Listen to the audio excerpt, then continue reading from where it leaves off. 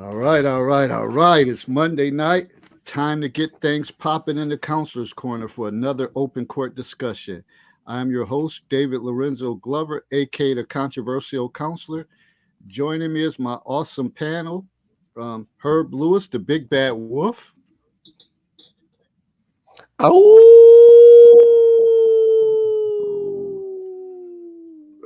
That was a loud one. Um, the rest of the panel hasn't arrived yet, but I'll call out their names. Um, Willie A. Price speaks absolutely nothing but the truth. Christine comes correct all the time. Brooks, the lovable Lakia Perry, Anetta Life Coach Williams, and the youngest in charge, Shaughnessy Andrews. This past Monday, we discussed our man looking for women that don't mind them having a side piece.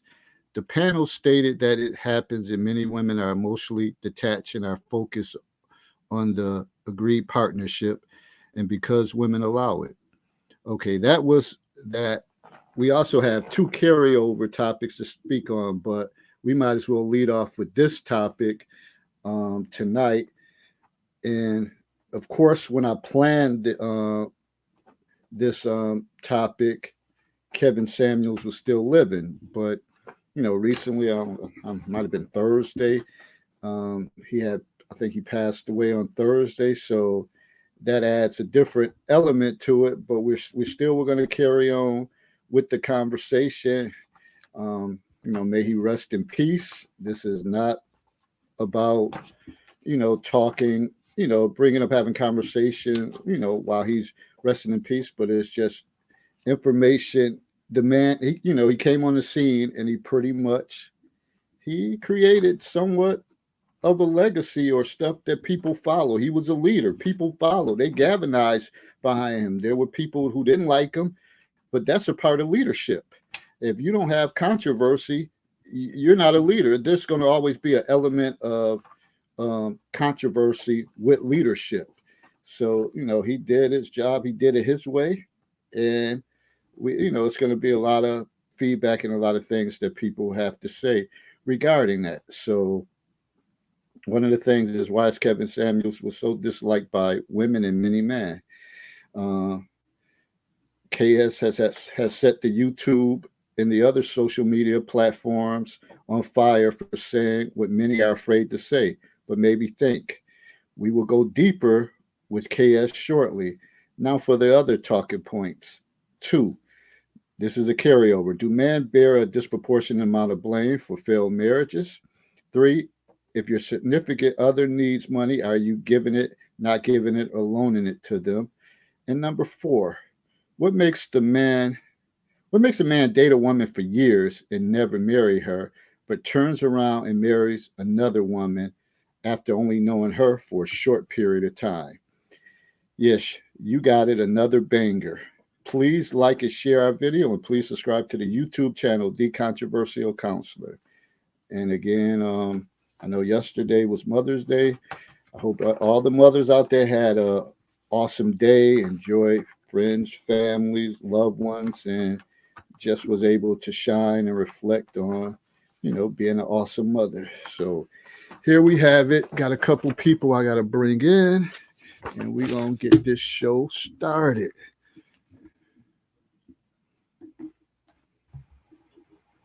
What's going on, Willie?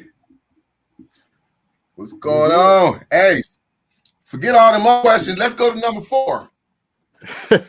Number 4, huh? Forget all the other questions. Let's go to number 4, Jack. Hey, Lakia, how you doing?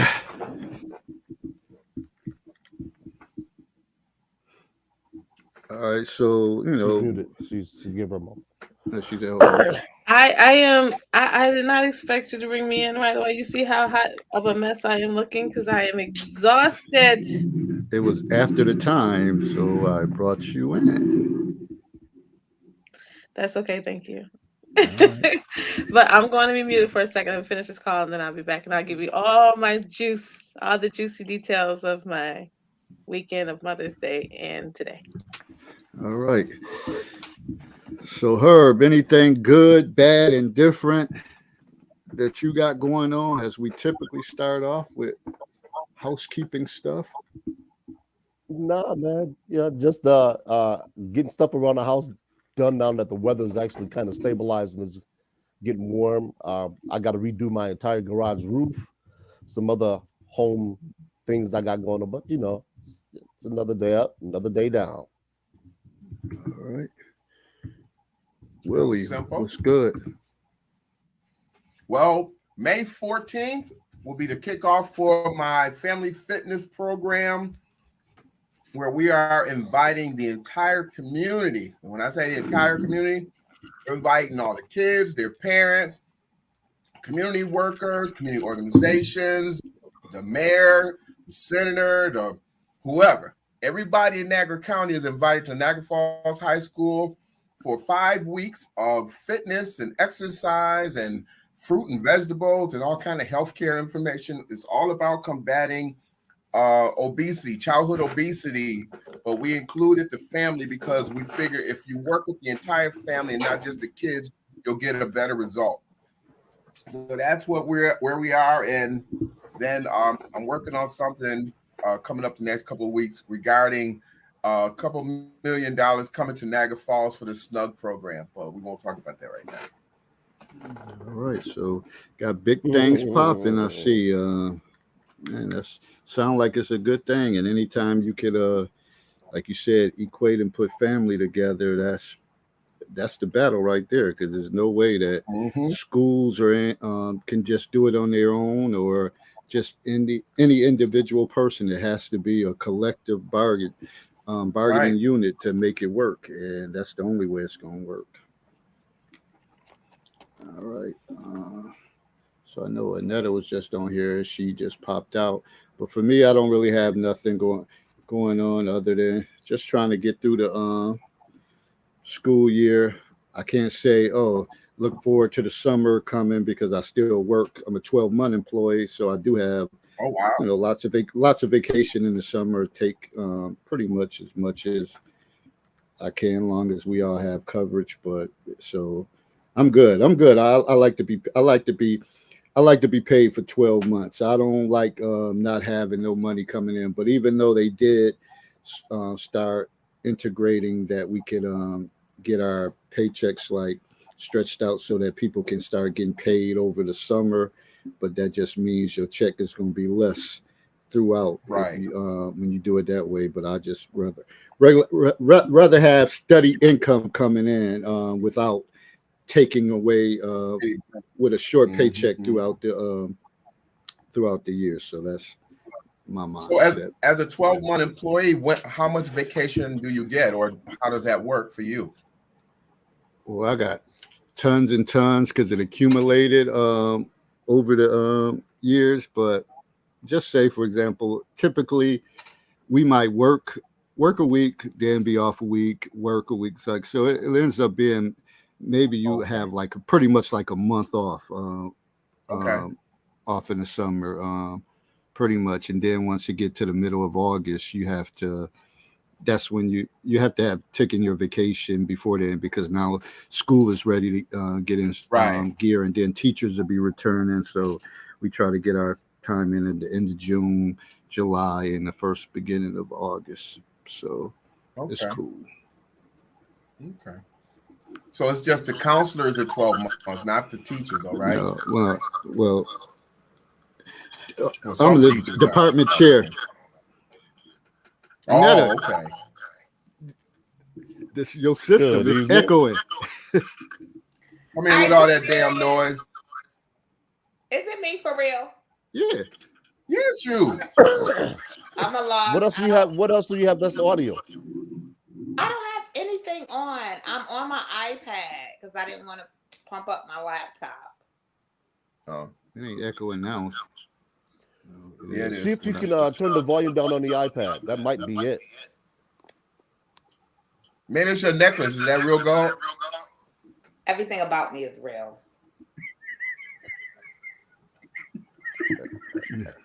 While you sitting there with that COVID talk, laugh. He want to get started. I'm for the. Come on. Yeah, y'all always start. He always starting. Hey, I'm Netta. for it. Hey, Netta. Let's go. No, that should have been your first introduction to me. Hi, David. How you Hello, doing? how you doing? Hi, babe. How are you? What's going on? What's going Hi, on? Netta. Hi, Willie. I'm doing okay. You got a whole suit on, and Netta. You see a suit? I see he's shocked. You going to a date? Going to get some pizza. On a Monday night? Yes. Her, come on. Did you Not- dress for the not tonight. people? Not really. Did you get dressed In for the honor people? of I'm in paying honor of homage. Kevin Samuels. I'm paying homage. You paying homage to who? Kevin Samuels. Oh, okay. All right. So, Annetta, you got We all right. anything? This echoing got to stop. Is it me? Netta. Yes. Yeah. I guess I have to pump up this laptop. Y'all making me. Oh Lord, jeez. All right. I don't understand. Okay, I'm gonna log off and come back on. Okay. That's a good brand of clothing, by the way, as well. That's a good what? I didn't hear you. Brand of clothing, Faith. Thank you. Thank you. That is a good brand of clothing. What is? I said thank you. What is? Willie, you don't know. Okay. Bye. I'll be back. There's a How the brand hell called I don't Faith know? Clothing. They make some nice Oh. feminine attire. Oh, okay. That's what I said. So- Faith. She got the. Only reason I know don't because know. of my but clothing. still. I don't know nothing about clothes. I don't go shopping. Well, they'll I be. mean, I don't shop that often either, but at particular point in times, I do purchase items for select individuals, shall we say. Okay. And you buy the Faith clothing? Yes, I bought that before. Okay. That's cool. I never heard of it. Why y'all Gotta trying move to around turn these into a whole interwebs. damn conversation? Got to move around the interwebs.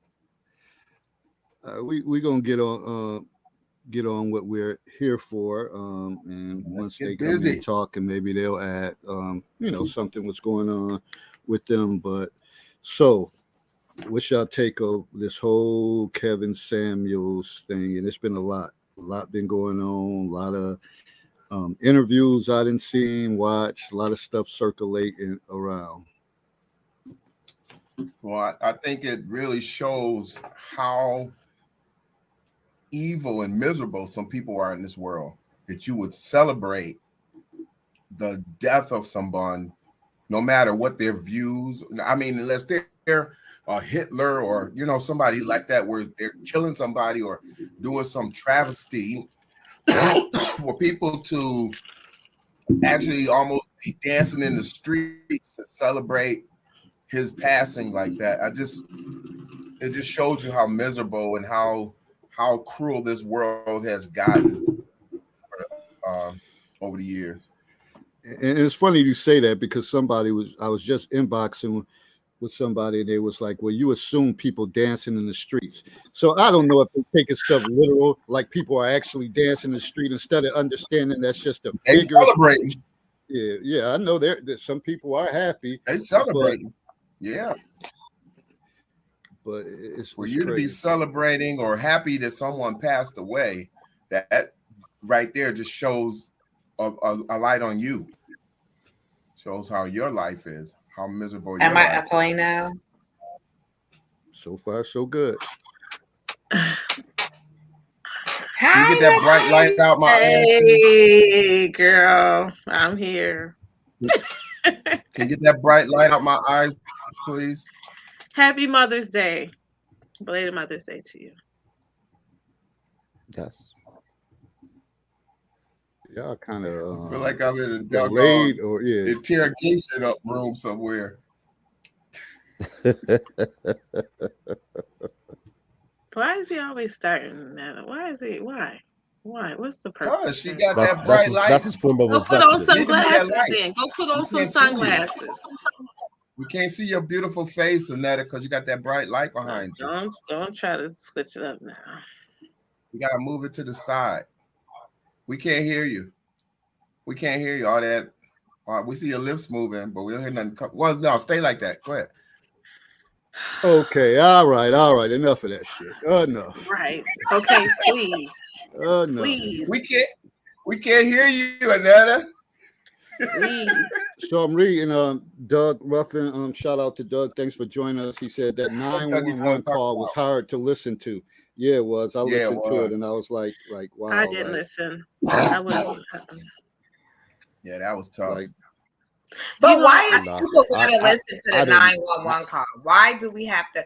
Why is we in a society now that we have to know everything? We got to be connected to everything. We rejoicing of somebody's death. We rejoicing over somebody losing a father, somebody losing a son. When do we get this miserable and this Sad world. unhappy and this devilish Sad, that we miserable are world. thinking like this? And I understand the Bible talk about the end days and the wickedness and all that stuff. But come on, are you serious? People do understand the Bible do talk about reaping and sowing. Well, you know what? I'm going to say something. It makes me think about. I was reading a story one time, and they were talking about how the world is becoming so desensitized because of these video games and different things that people are into. So then, when things like this, or a person being killed, or a child being hurt, or things like that, people are so desensitized now that it doesn't even get the same reaction anymore. It doesn't get the same reaction anymore. So you see, you used to see a person get killed, or, a person hit by a car or something, and people would scream and, really be like in awe or horror. But because you play these games and you do all these activities, you see all these things on television, you see these horror movies where they're cutting off people's heads and all their guts fall out. You never used to see those things. The things you see now on television and everybody video and everything, people have become so desensitized. And that's what the story was about. They were saying how people just don't have those feelings anymore, or even know to be sensitive about situations, because it's becoming a normal part of life now. I don't think it's just from video games. I think it's just it's just what people are experiencing and have become in life. I think So I don't think it's just video games.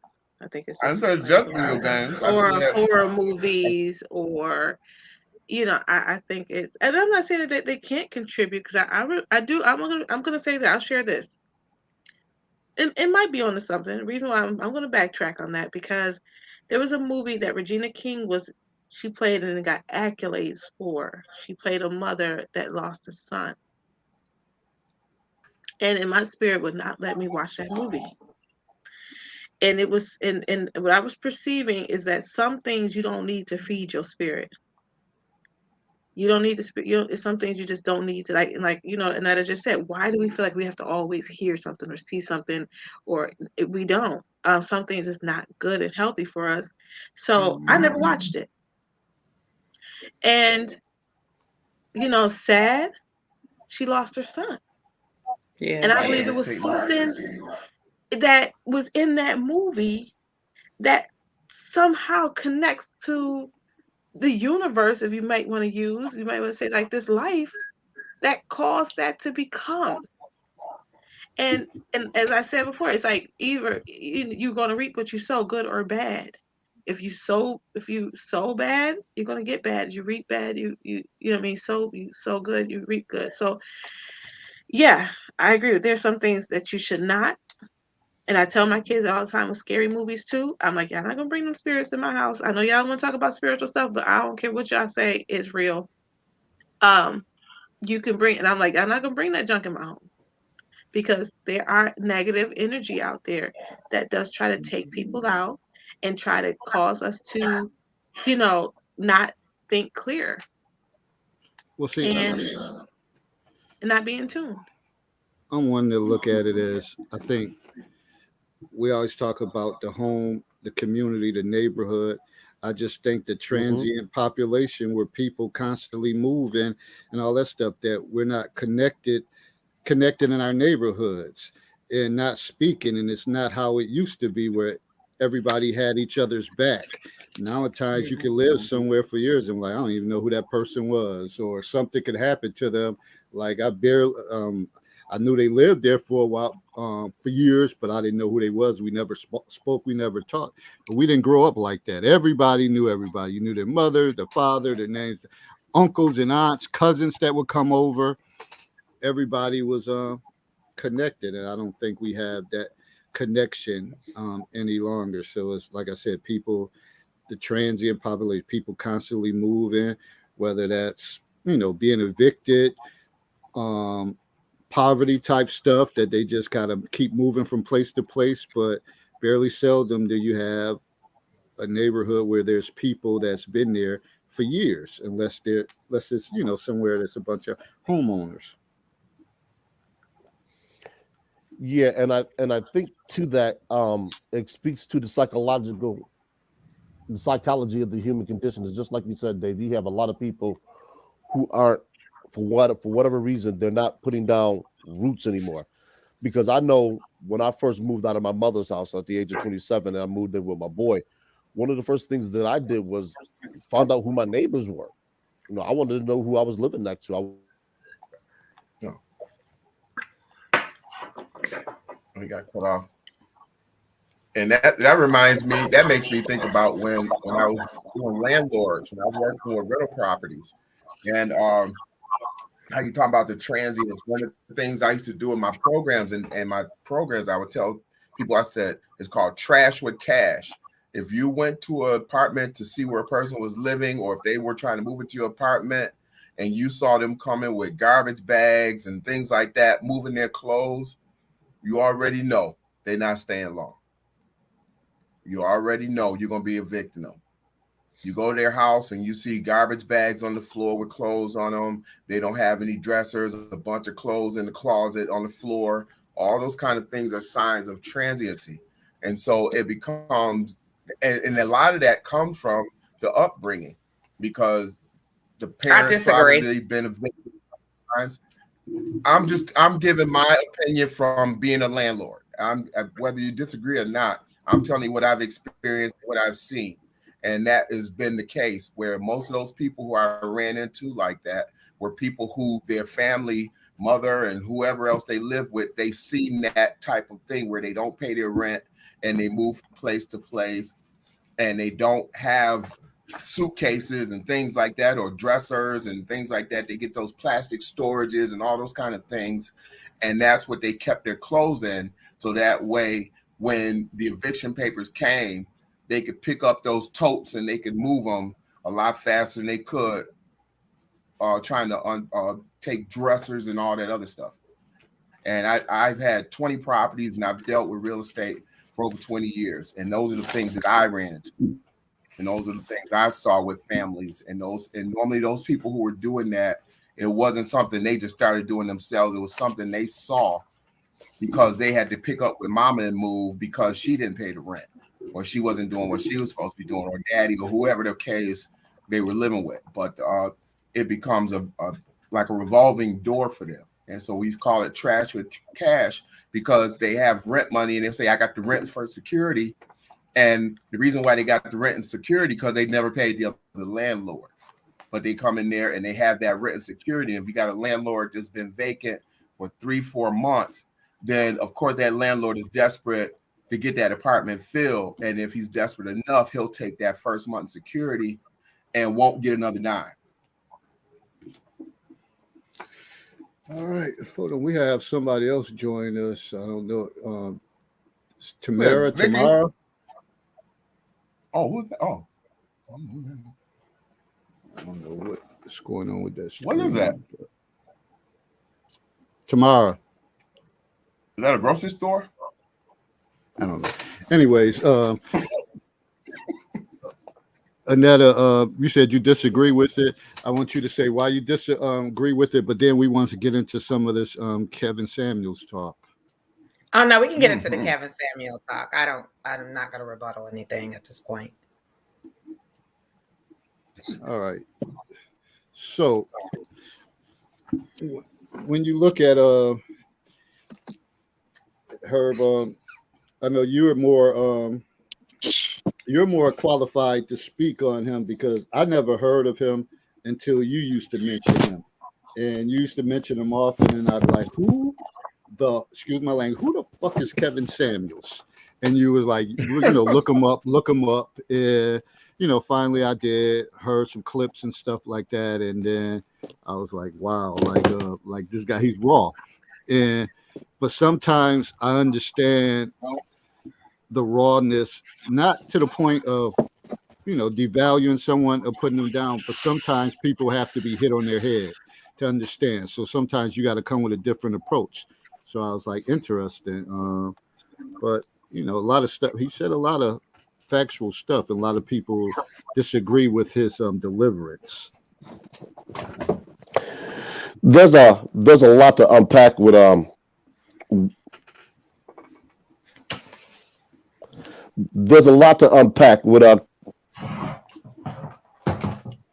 delayed, I don't know why. But there's a lot to unpack with Kevin. And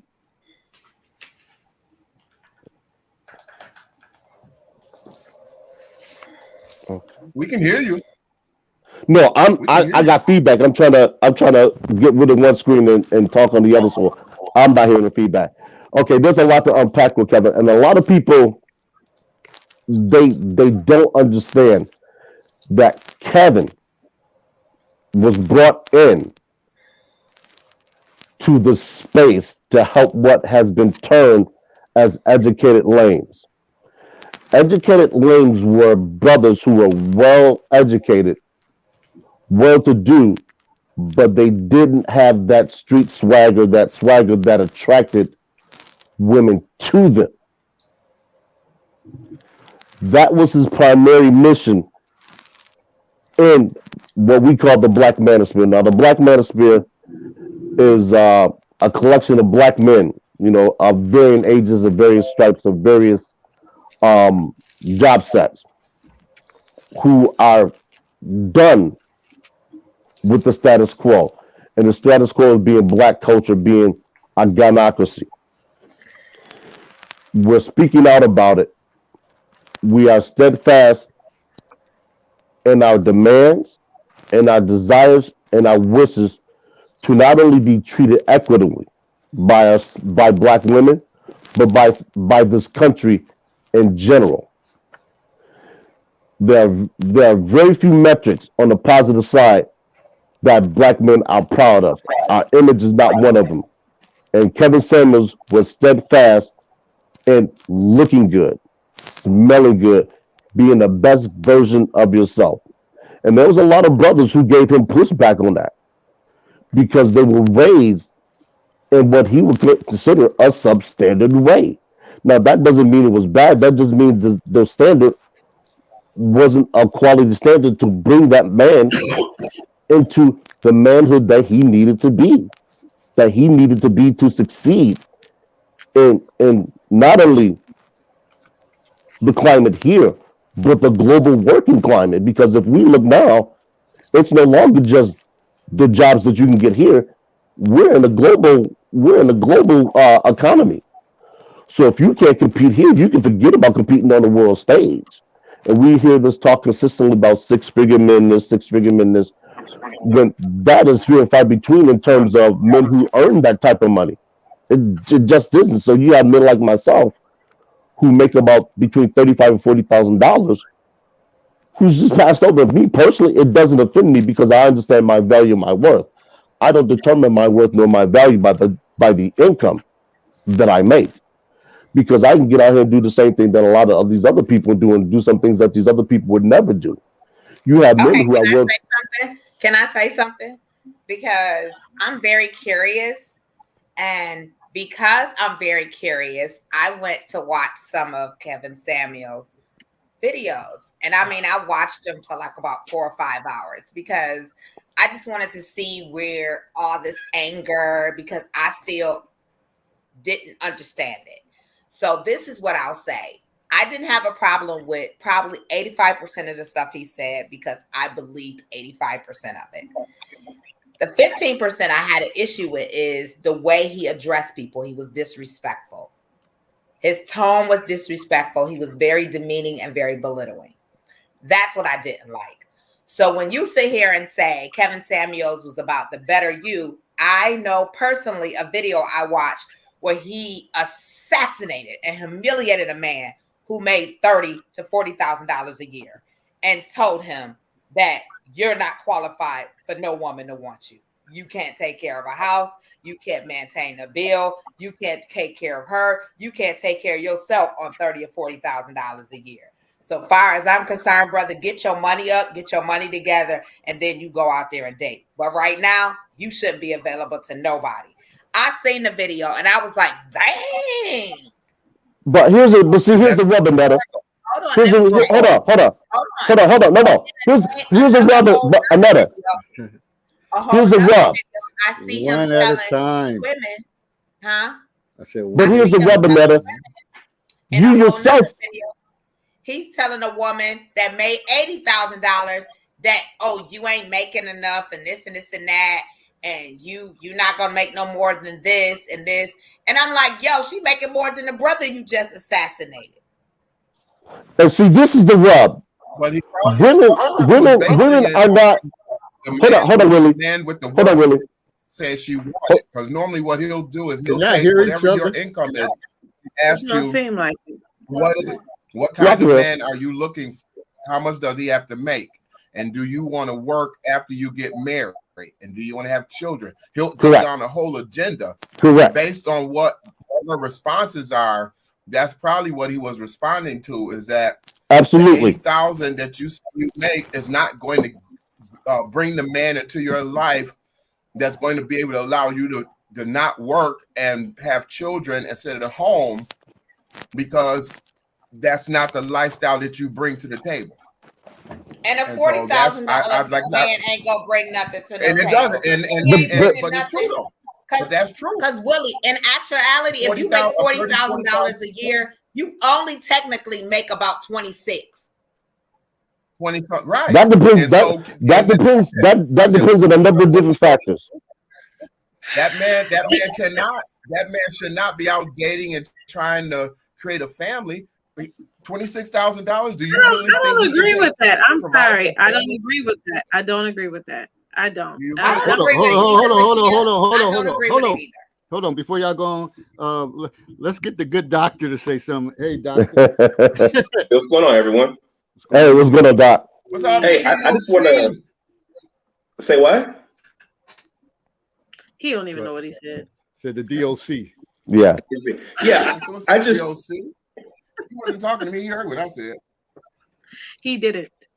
Yeah, I just want to come up and hang out a little bit for this one, because I actually met Kevin, and I went to his MIT Dallas weekend in 2019 before the pandemic. So, when I heard that he passed, I mean, we weren't friends. We didn't work together a lot afterwards, because what I tell people, what you see on TV, that's the Kevin that I experienced. He didn't pull punches.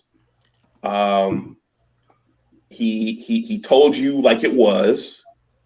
And you needed to be thick-skinned in dealing with him.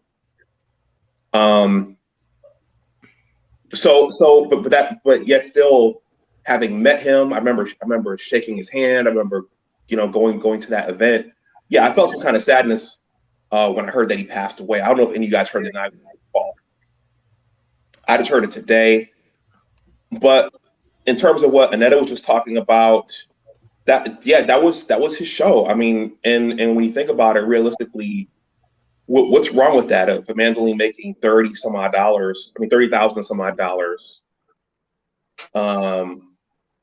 I mean, we know that in relationships and in dating, finances are critical. You know, a lot of the ladies here where I live, they don't want to go to Applebee's, they don't want to go to TGI Fridays, they want to go to Ruth Chris, they want to go to the high-end restaurant, and it all costs. So I don't see anything wrong with him telling that. Now, again, I was on someone's panel earlier.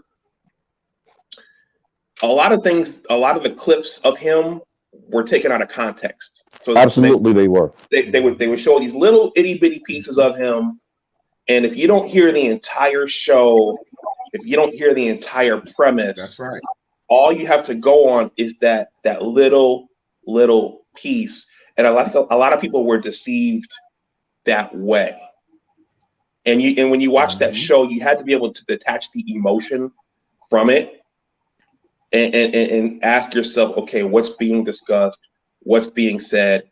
Why is he talking about this? Why is he presenting this thesis, this question, the way that he is? I'm going to refer to something Willie said, which I think was really, really important in Kevin's show, is that he would often ask, how many kids do you want? Do you want to pay major bills? And I thought that was a critical question, because the majority of the women who called that show said, no, I don't want to pay major bills. So a $30,000 man is not going to make it do what she needs him to do. They want what she wants. Right. They want the 100,000 and up. And I think that was the beauty of his show, regardless of how abrasive he was. I can vouch for the fact that he's very abrasive. Regardless of how crass and mean people thought he was, I think that he exposed a lot of what's going on out here today. And the other, see, this is the other thing that I want to address when people talk about his tone. And I'm sure everybody on this panel is familiar with Sister Sherazad Ali. When she spoke about some of these same things, it wasn't a tone issue. It was a we don't want to hear what the fuck you saying issue. Because nobody's above us. Nobody's going to correct us. And we still see that type of mentality manifesting itself today. The only problem now is that shit's on a runaway freight train and it's taking everybody with it. And because we got people pushing back for generations, now we're looking at the black population in America as being a permanent underclass. And this is just not my position. This is Dr. Claude Anderson's position, because we don't understand that this is actually what he's always said it was, is a race. But as opposed to trying to get up, we're fighting to get down. And that shit makes no motherfucking sense to me. How people can take what this man has done. He's a messenger. All he did was hold up the mirror to Black America. And Black America doesn't like what it looks like. And as opposed to wanting to change, it wants to kill. And I, for one, I can't stand it. It's an abomination. Also keep in mind, everyone is not going to agree. That's No. What the hell is there to disagree with? Okay, just right now. Hold on. Are we as a people doing better today than we were yesterday? Are you gonna let me speak? Because that's the problem right there. Not be able to have. Well, wait a minute. If that's the problem, then you cut me off originally when David asked me the original question. I didn't say shit. I shut the fuck up. Okay, we know you're a little emotional. Oh no! I'm not emotional. This is the shit that we've been fighting for 50 years. I'm not cursing at you. I'm not disrespecting you and cursing at you. I'm trying to communicate with you in a healthy adult way. You don't have to curse at me. And if you want to curse at me and that's the conversation you want to have, I'm going to terminate the conversation. Because that's fine if you can. I said I wasn't taking no prisoners tonight, and I meant that. You don't need to be personal. I meant that with all my heart. I'm not taking no prisoners tonight. Black men are tired of being told how to behave, walk, talk, and eat. And you wouldn't have been able to go to his event. You wouldn't have been able to afford the ticket. It's all okay. right, we about to change the tone. Lakia, what do you have to say? If I jump in real quick, it's like this. I mean, I was sad. I don't care if I don't disagree with somebody. I don't care if I disagree with someone. Whatever. I still a life lost early before your time is sad to me. Right. Totally. Did I agree with everything? I've watched his clips. His clips, not just clips. I've watched his shows. I subscribed to him just like I did with BGS, because when I was wondering what you guys were all listening to and and hearing and agreeing to, I wanted to hear for myself and formulate my own opinion. So I wasn't watching clips. And the thing that we used to argue about a lot in the beginning was about single mothers, about how we weren't worth anything. I remember those conversations, and how and that was near and dear to me as a single mother. So there's a lot of things he said I did not agree with. Did he make money being appealing to a mindset? Yes, he did. Yes, he did. And guess what? He made good money. But that's the point for me. That I'm gonna take out of his untimely death is that I don't want to be remembered for annihilating or tearing people down or trying to make somebody feel less than. I want to be remembered for helping people become greater. And I'm not saying he didn't do that to degrees, because there's some men that really they gained their confidence, their styles got better, they may have started making more money. Great. But tearing somebody down while you're trying to climb up, that crab in the barrel mentality, that I just never agreed with.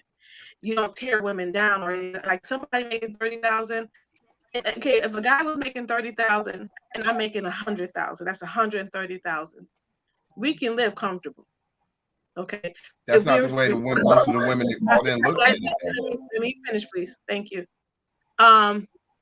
That's the thing. That's not all women, but there's some women that are out there that are okay with that see things in a bigger picture and see that if you speak life into situations and you have a game plan, that 130 can grow to 230 and 230 can grow to 530 and such on and so on and so forth if you do things in a good way financially, but have a good portfolio. There's a way to make things happen. So that's that small-minded people, that small mind that don't think forward thinking. So I'm just saying, just be grateful in the state that you're in. I'm gonna put this out there. Be grateful in the state that you're in. Who cares what other people think about you? Only care about what you think about yourself and project that for your life. So, Lakia, I'm going to offer some balance here. Isn't it fascinating that there were also groups of women who said, you're speaking truth, and he's not saying anything wrong? And isn't it fascinating that there were married couples calling up the show saying, keep doing what you're doing, your message is on point? That almost gets no airplay ever. But there were women who say you're saying the right things, you're doing the right things. And there were married couples calling up and saying, you know what? Yeah, you're on point. And there are women who called up the show and said, you helped turn my life around because I was delusional myself before I started watching the show. But then there's a flip side. There's people like me that said thanks, but no thanks. There's men that did not follow him. But he's. I'm sorry, I didn't mean to interrupt. Look here. Go ahead. Did not agree with him also. So like I said, everybody's not for everyone and everyone ain't for everybody. That's okay. Everybody didn't agree with him, and there's some people that were blessed by it, but that doesn't take. I'm not trying to take away nothing from him, but all I can say is I could just only take from what I got from it, and it wasn't for me. But he has always said, "Eat the meat and spit out the bones." That's in anything in life. Yes, but this is the problem that a lot of people have. They're incapable of critical thought. So when you have a group of people who are raised in rap, who raised in ghetto culture, and they don't think critically, everything that they hear that they don't like, regardless of how valid it is, they consider it as a personal attack. As opposed to asking themselves, well, what is valid about what he's saying? And if it has any validity, excuse me, then how do I apply this to myself to improve myself?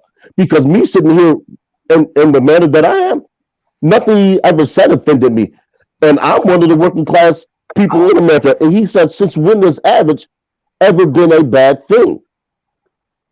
He said, this world was made by average men. He's always defended average men. What Kevin didn't defend was mediocrity because you didn't want to put forth the effort. That's what Kevin took offense to. And that's what a lot of black men take offense to is these women out here, and I'm using the term loosely, who coddle their sons. So when their sons get out in the world and they can't produce, black women such as yourselves who have achieved say we don't have men who are on our level. Why are y'all not on our level? And we refuse to look at where these boys have started from. And it's BGS will attest to this. The bootstrap argument doesn't work because I used to think that. I said, well, I came from a single parent home. You know, I've done this, I've managed to put myself through, but then I have to realize that I'm cut from a different cloth. I'm not the same type of brother that permeates the streets of Niagara Falls. The average brother in this city isn't doing as well as I am. He's not owning a home. He's not politically inclined. He's not involved. He's not been to college. Hell, most of the brothers in Niagara Falls, New York, can't even go to Canada. So I have to factor that at the end when I'm talking, and I have to realize that I'm talking to people sometimes who are just beneath me, and that's where they're going to stay. So the question becomes, do we cut that soil appendage off, or do we keep dragging it with us? Because when we say we need to cut it off and leave it there, we get people that push back and say, well, we can't do that. When in fact, that's the very thing that we have to do. But then, That's right. You tell them, Herb. Somebody beneath you. right, always trying to tear somebody down. Another. Slow down. Hold on. One of the things y'all got to do is if you're done with your point, Herb, and she wants to rebuttal that, you got to have to give her the opportunity to say that. We also got Big BGS on here. Of course, we want to hear from him as well. So we have to try to keep these responses. Do I say short something to the now? point. Can I speak? Go ahead.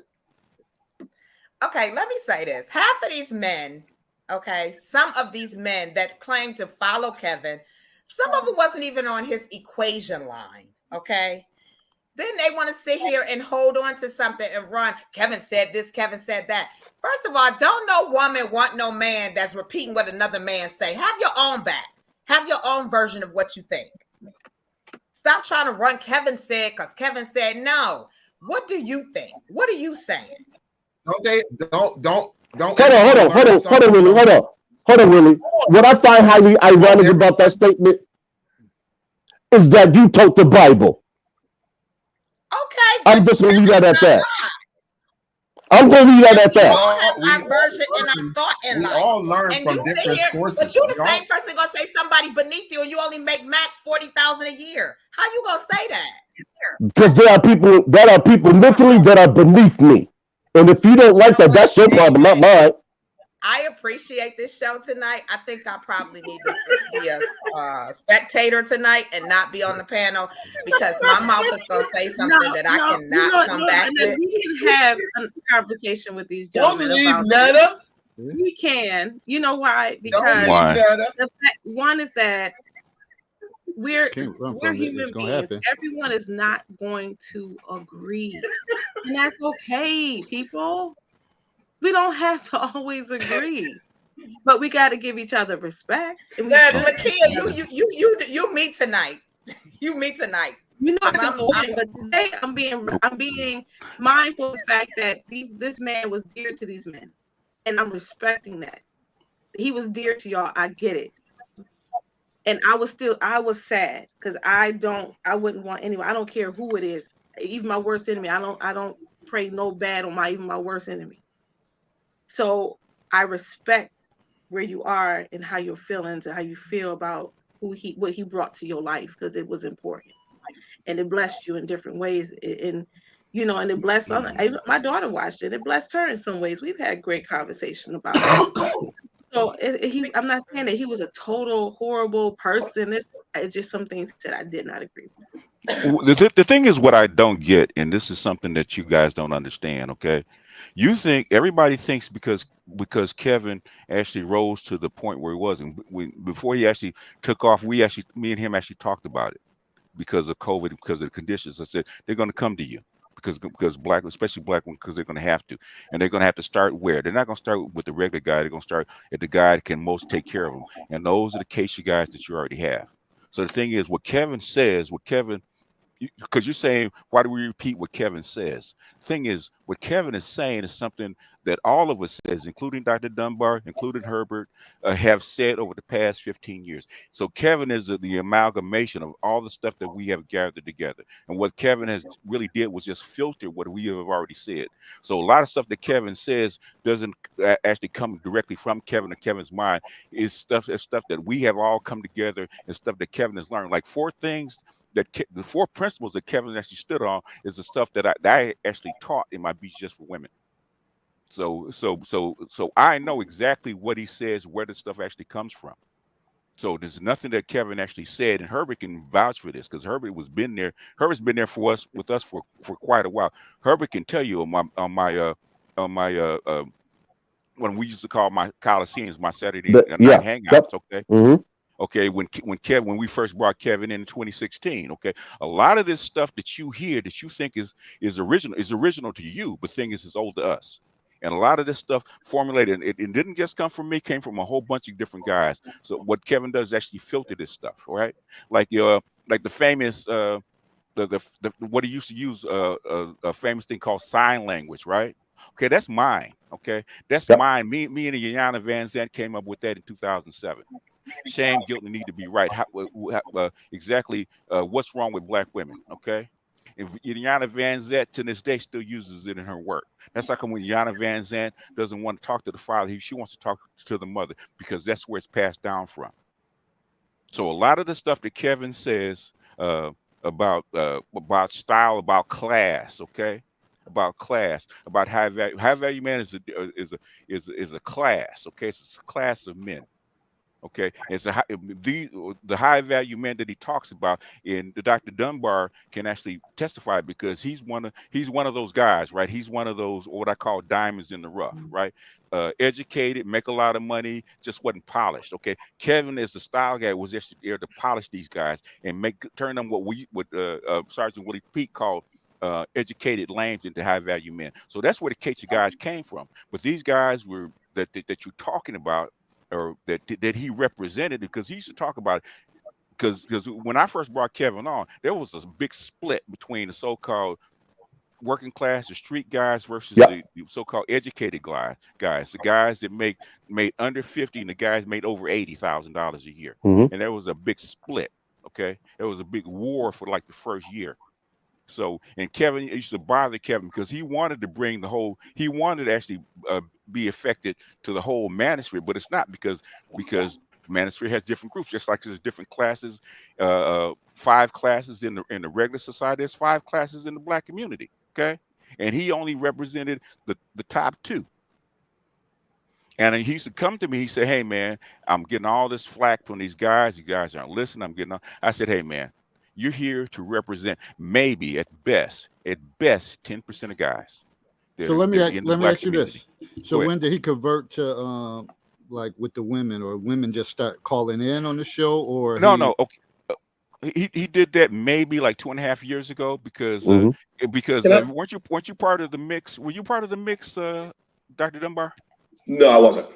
Okay, the mix was guys making $100,000 or more. Okay, and you had certain qualifications that you had to have, right? And these are the guys that were, like that. We call Dr. Dunbar that's the good bar now. So it's before Dr. Dunbar became Dr. Goodbar. Okay.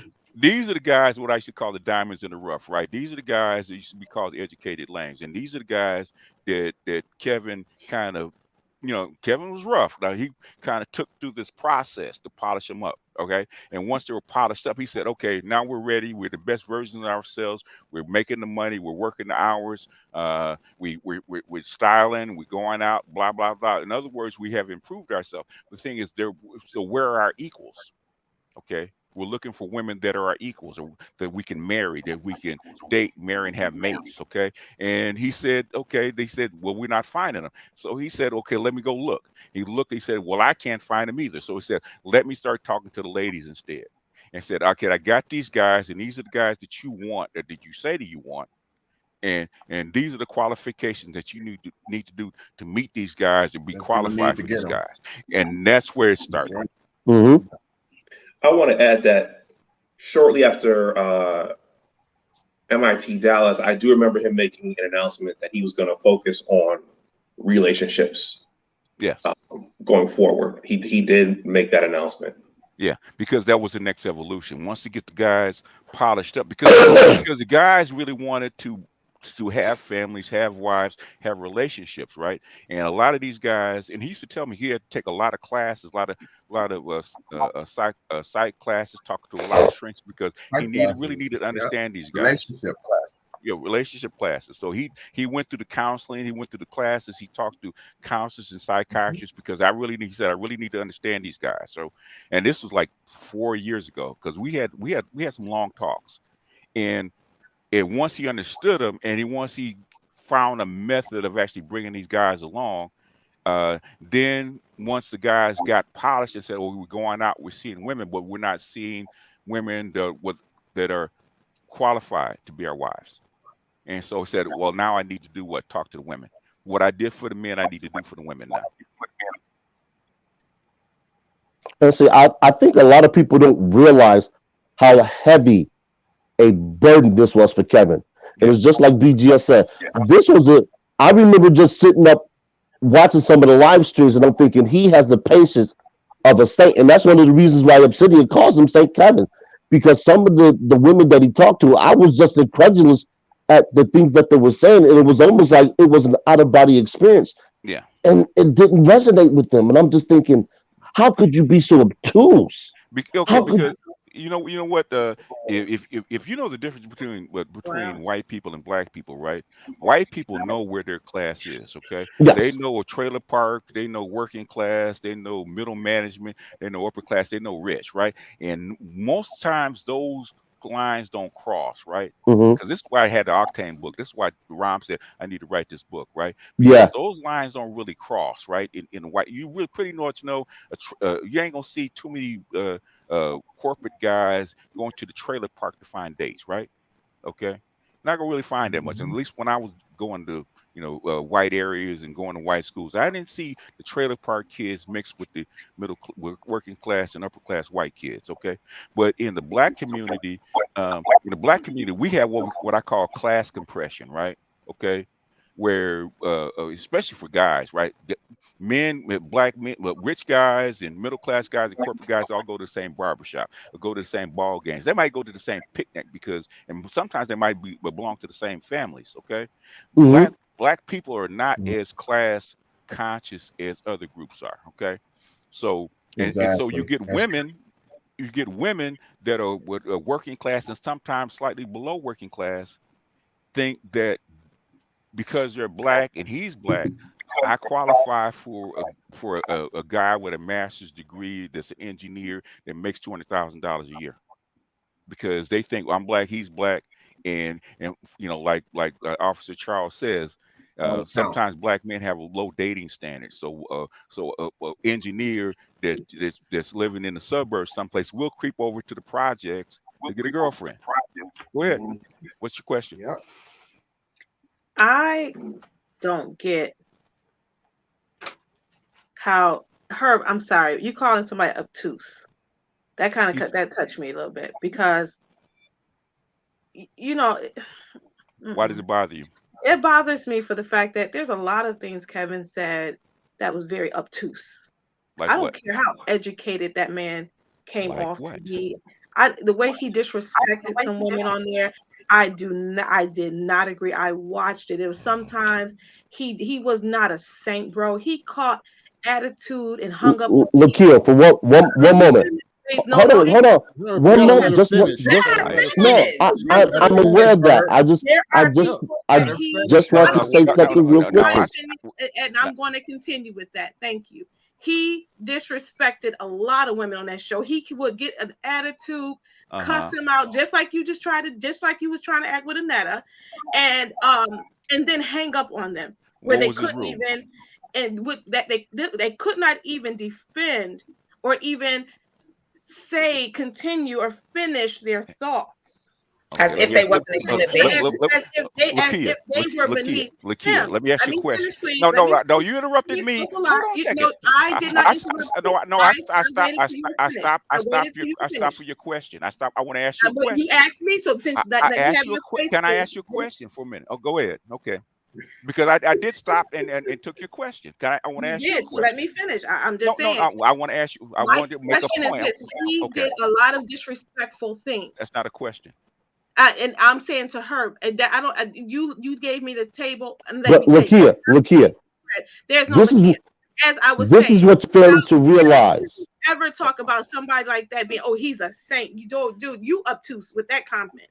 And then Lakia, define the word obtuse. $1,000 or less career. And you Lakia, have define the word obtuse. you don't even have a No, bed. hold on. Let me say this. Let me say this. I don't Let me say that try to judge you- anyone. you That's can't what determine judgment what's a is saint for horrific. somebody. How dare you have the Okay. judgment towards anyone when your life ain't even intact? That's what I'm trying to say. I'm not trying to judge you. Define the word I'm not trying to judge you, obtuse. Herb. I'm just understanding. Define the word obtuse. You got the dictionary. You defined it. Why does it bother you? And what does it mean? Why does it bother you? Because What- how you put somebody What does it else mean and down? why does it bother How you? dare you put somebody else down? What does it When mean you and got why to does get it your bother life you? in order, dude. What does it mean and why does it bother you? Because you don't put people down. Don't do that. What does it mean and why does it Define the word obtuse.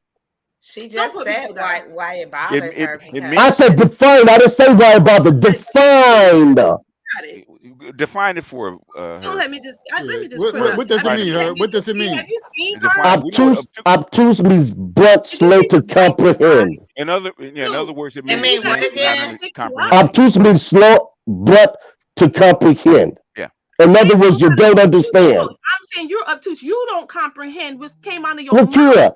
Look here. You can't define me. You're not on my level. No, dude, I'm beyond your level. Ain't nobody on your No, level. you're not. No, you're not. Look here. You're not. Hey, yeah. Your money doesn't define me for you. And, We're talking about somebody on your level. and what What I are you talking about? What level was are you on? I was making 30,000 in what- high school. What level are you talking about? And that's precisely the point. Go ahead, BGS. I'm sorry. Can I I want to ask Lakia, has she ever been a content creator? Okay, because I've been a content creator for 8 years, right? And what happens if you hear night after night, the same questions over and over and over again? How long will your patience last?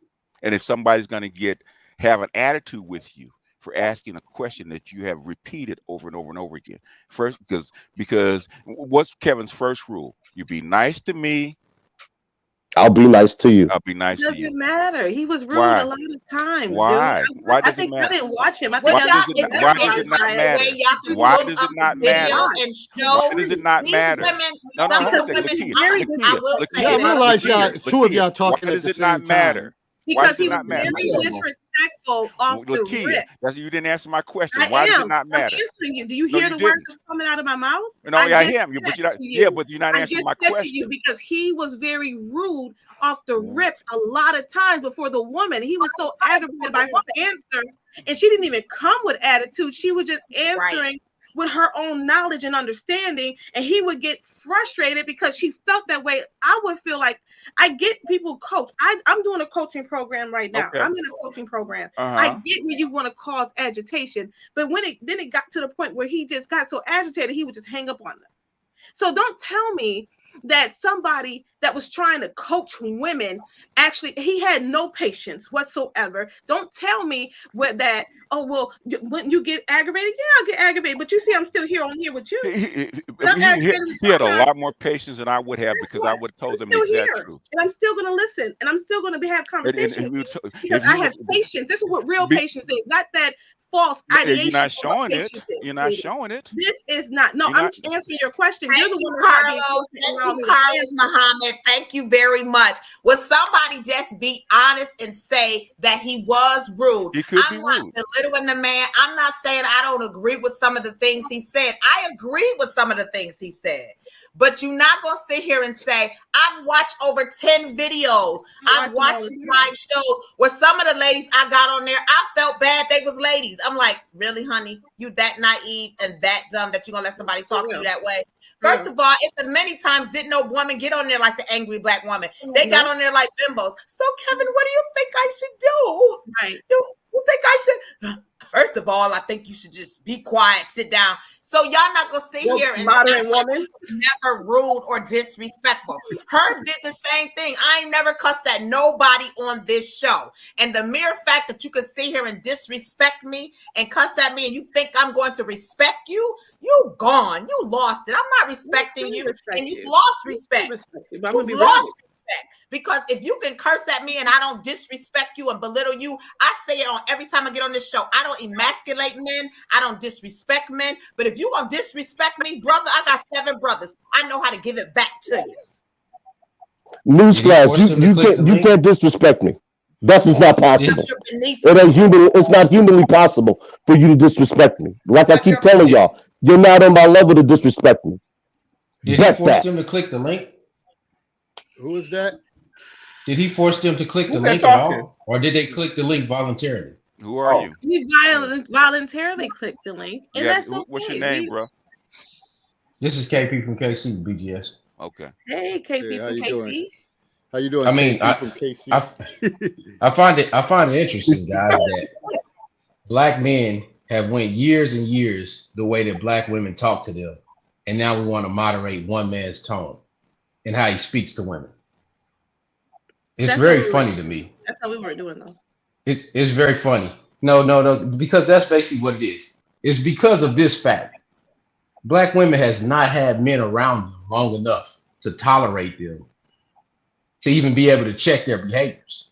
So when men are unable to check their behaviors, they grow up from children to adulthood, and then by not having the men around them, they do whatever they want to do, and then they come back to the same men and fathers or whatever, and then they say, hey, somebody protect me, but I don't want to follow you. I mean, if any of us know this that played on teams or anything, played a football team, basketball team, you don't follow the coach's rules, you're not on the team. Period. So a Super Bowl quarterback or something like that is supposed to lead people that don't follow him. I just want that. I guess that's supposed to make sense in black women's mind. Let me say, is you done? I don't want to be rude or disrespectful. Go ahead, speak. Thank you, sweetie. See, you see how I just followed you? Look here. Let me show you That's how very that is. rare, sis. Let me just see you how that is, Okay. and then I'm going to go into my point. Go ahead to your point. For the fact that who made him the one to follow. But let me share a little bit about my transparency. I'm going to get a little transparent with you about my history. I was raised in a house with a man that was a military man that beat the hell out of us. Okay? Beat the hell out of us. My grandmama, me, my aunt, my uncle, and did some other stuff. Don't tell me I ain't been around a man that did not make you respect a man in his home. That's different. Listen, Did that make you respect? No. Let me finish, because he came up with a statement, which he said women ain't been around no man. No, let me share some stuff with you. I It's a have general statement, sister. Go. all my life that beat women. That and they thought beating a woman was because you made a general statement. So I'm going to answer your. So that's not, you didn't answer. That was not the answer for all. So I have been raised in a house with a very disrespectful man that beat the hell out of everybody, because that's what he wanted to do, is make sure he claimed stake in his home, that everybody was going to respect him as a man, and we did. And in fact, no, it does go together. And because the fact, I forget that this happened a lot in homes. That's why there's a lot of gay men out here, because they were molested and beat and treated wrongly in their homes. And you wonder why women are now speaking up, because sometimes we got tired of living in those type of environments. So don't tell me that's the reason why women have forgot. No, we got tired of being beat to try to because you wanted us to respect you. No, all you had to do was just show loving kindness have I drawn thee, not beat the hell out of us.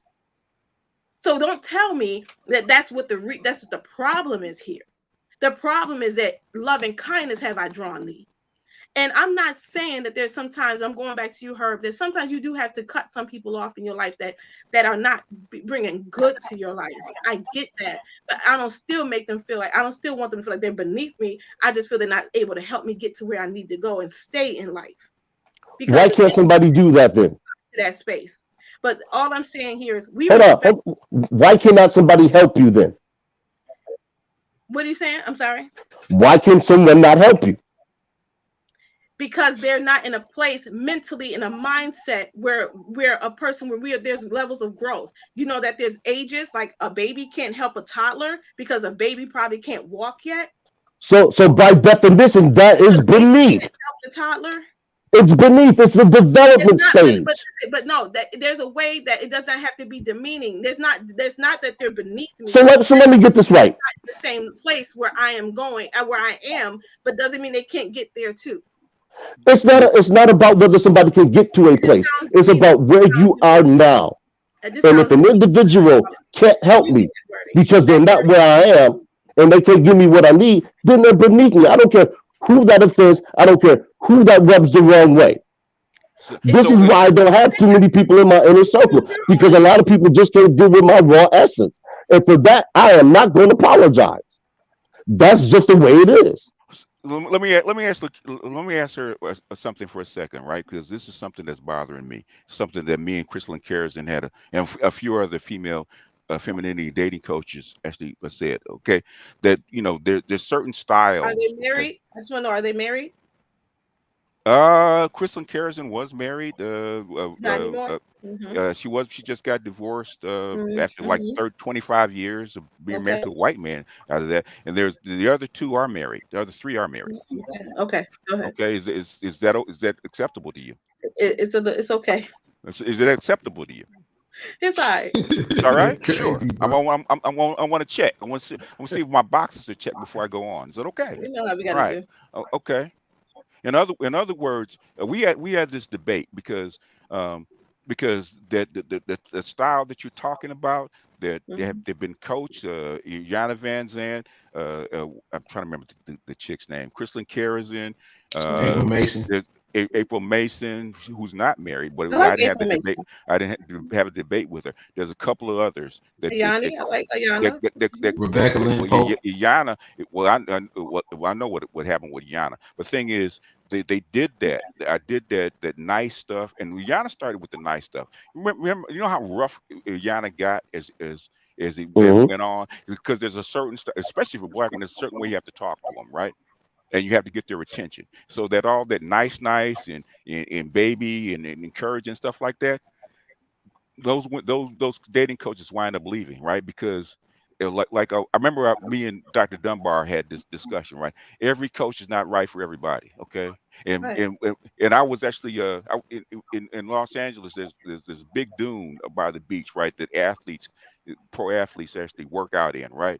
And I was actually out there at night, and there was I was a fan of this pitcher, baseball coach, right? He used to pitch for the California Angels, right? And he was telling me the difference between a nice coach and a mean coach, right? He said, nice coaches can develop you. He said, but the mean coach is the one to make you win. Mm-hmm. He said all the coaches that are winners have a mean streak in them, right? There's a way they talk to you because they have to push you, okay? And you're right. What has happened to black women, they have not been pushed. And that's how come they have arrested development, because we want to coddle them. Because I got two grown daughters, okay, and a lot of people want to coddle them, okay, but that doesn't necessarily make them better people. And sometimes they look for that father figure that's stern, not that will talk to them stern, not mean, but stern, that will tell them the truth. And a lot of women that are female dating coaches and relationship coaches will not tell these women the truth, and will not be stern enough with them and hold their ground. And that's how come Kevin went from in 1 year went from 40,000 subs to 1.5 million, and with 500,000 females showing up every night, because his delivery, you might not like it, but the thing is, he was stern and he told them the truth, and he got results for these women. Whereas a lot of women that talk nice and all that other kind of stuff didn't get results. Okay. Do you want results, or do you want your ego stroked? Which one is it? And one of the things probably was his consistent approach. If you consistent with it, that goes a long way as well. So y'all knew they knew what they were getting when they came on there. Yeah, we get results. True. And but the thing too is, this is what I'm going to share. This is that his coaching style was his coaching style. Like you said, and I said this earlier. Not everybody is for everyone, and everyone is not for everybody. Now, do I feel like when you're coaching, the only people I like to be around me is people that's real people. Real. Don't come faking jacks. Don't come on here saying one thing, but on the phone behind closed doors and text messages, you saying something different. Don't faking jacks with me, because I will call you out. And I'm trying not to do that today. So that's all I'm trying to say. I'm going to say that first.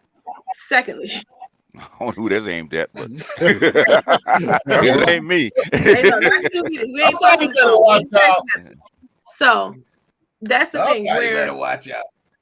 when things are being coached, and how when he was coaching about sizes and saying who's a 7, who's an 8, who's a 9, who's a 10. I just didn't agree with that. Why? I didn't agree with that for the fact that everybody is going to be different. Now, and I'm processing it as we conversate, because sometimes you have to. Okay. I want to say this. Okay. Like, Okay. everybody has different preferences. Some men like let me ask you a question. Okay. When it came down to dress size, why was he asking about the fitness and the dress size? Why was he asking that? But that's why was he? Because because if I'm not mistaken, guys, no disrespect, the chick was a little thicker. No. That's not the answer. The thing is, what kind of man was she trying to qualify for? Why was he trying to qualify a woman? Because no. She was trying to qualify. Listen to me for a second, right?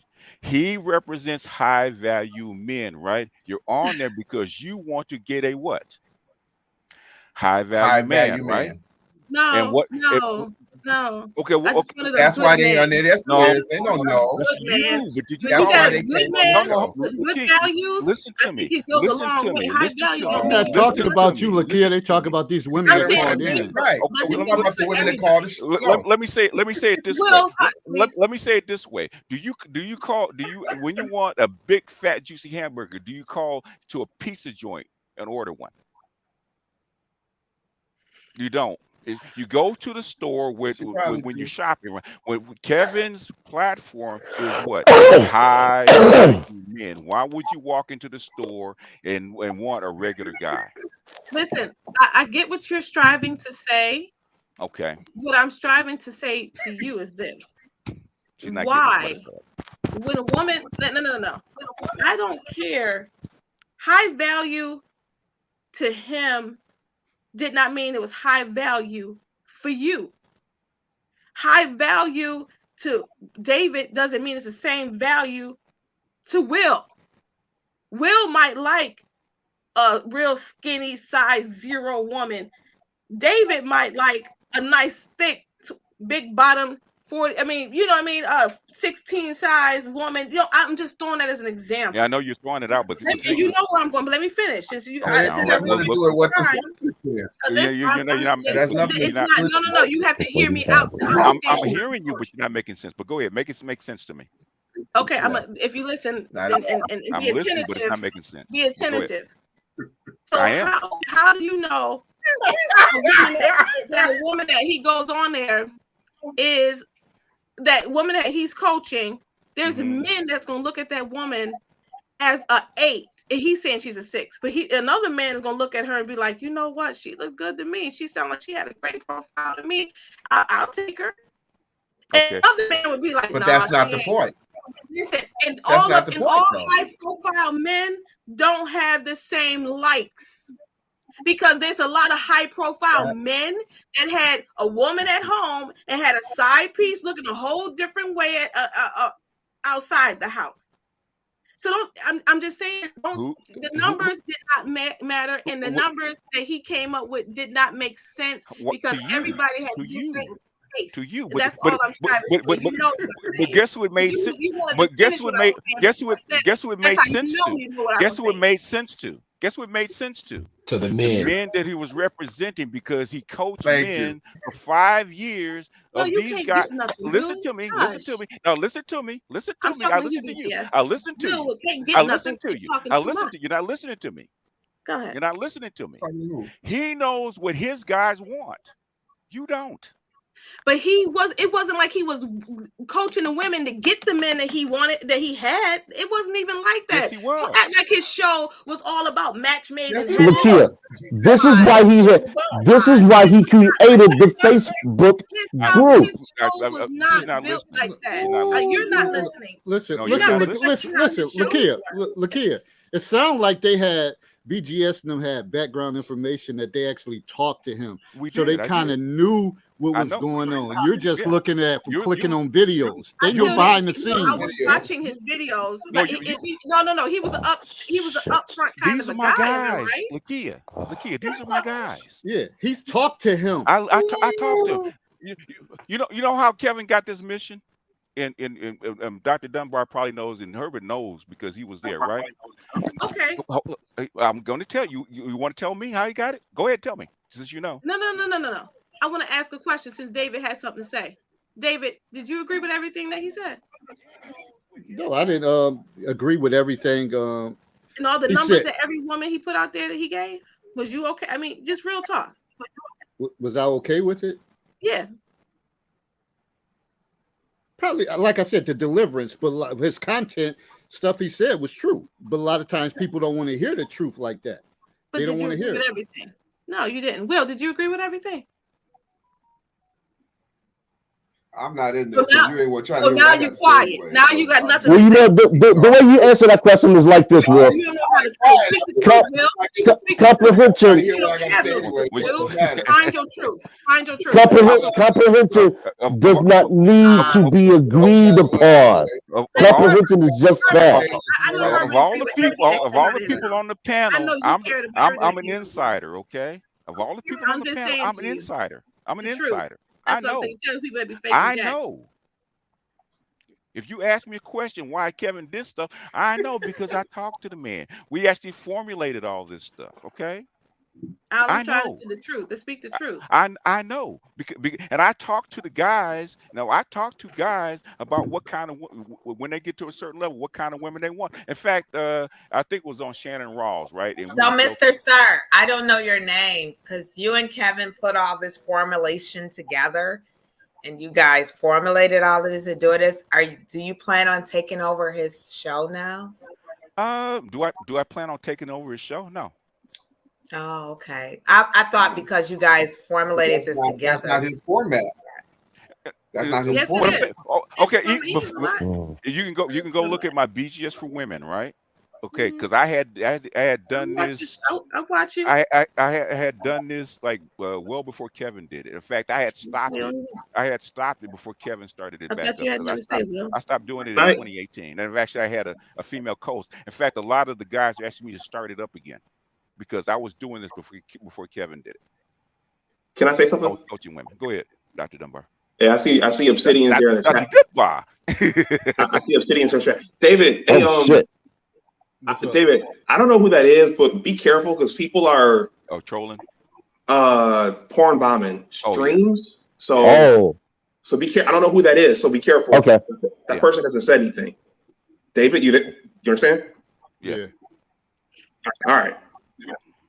Channels are getting deleted for that. Yeah, okay. Yeah. The Roger report had to happen.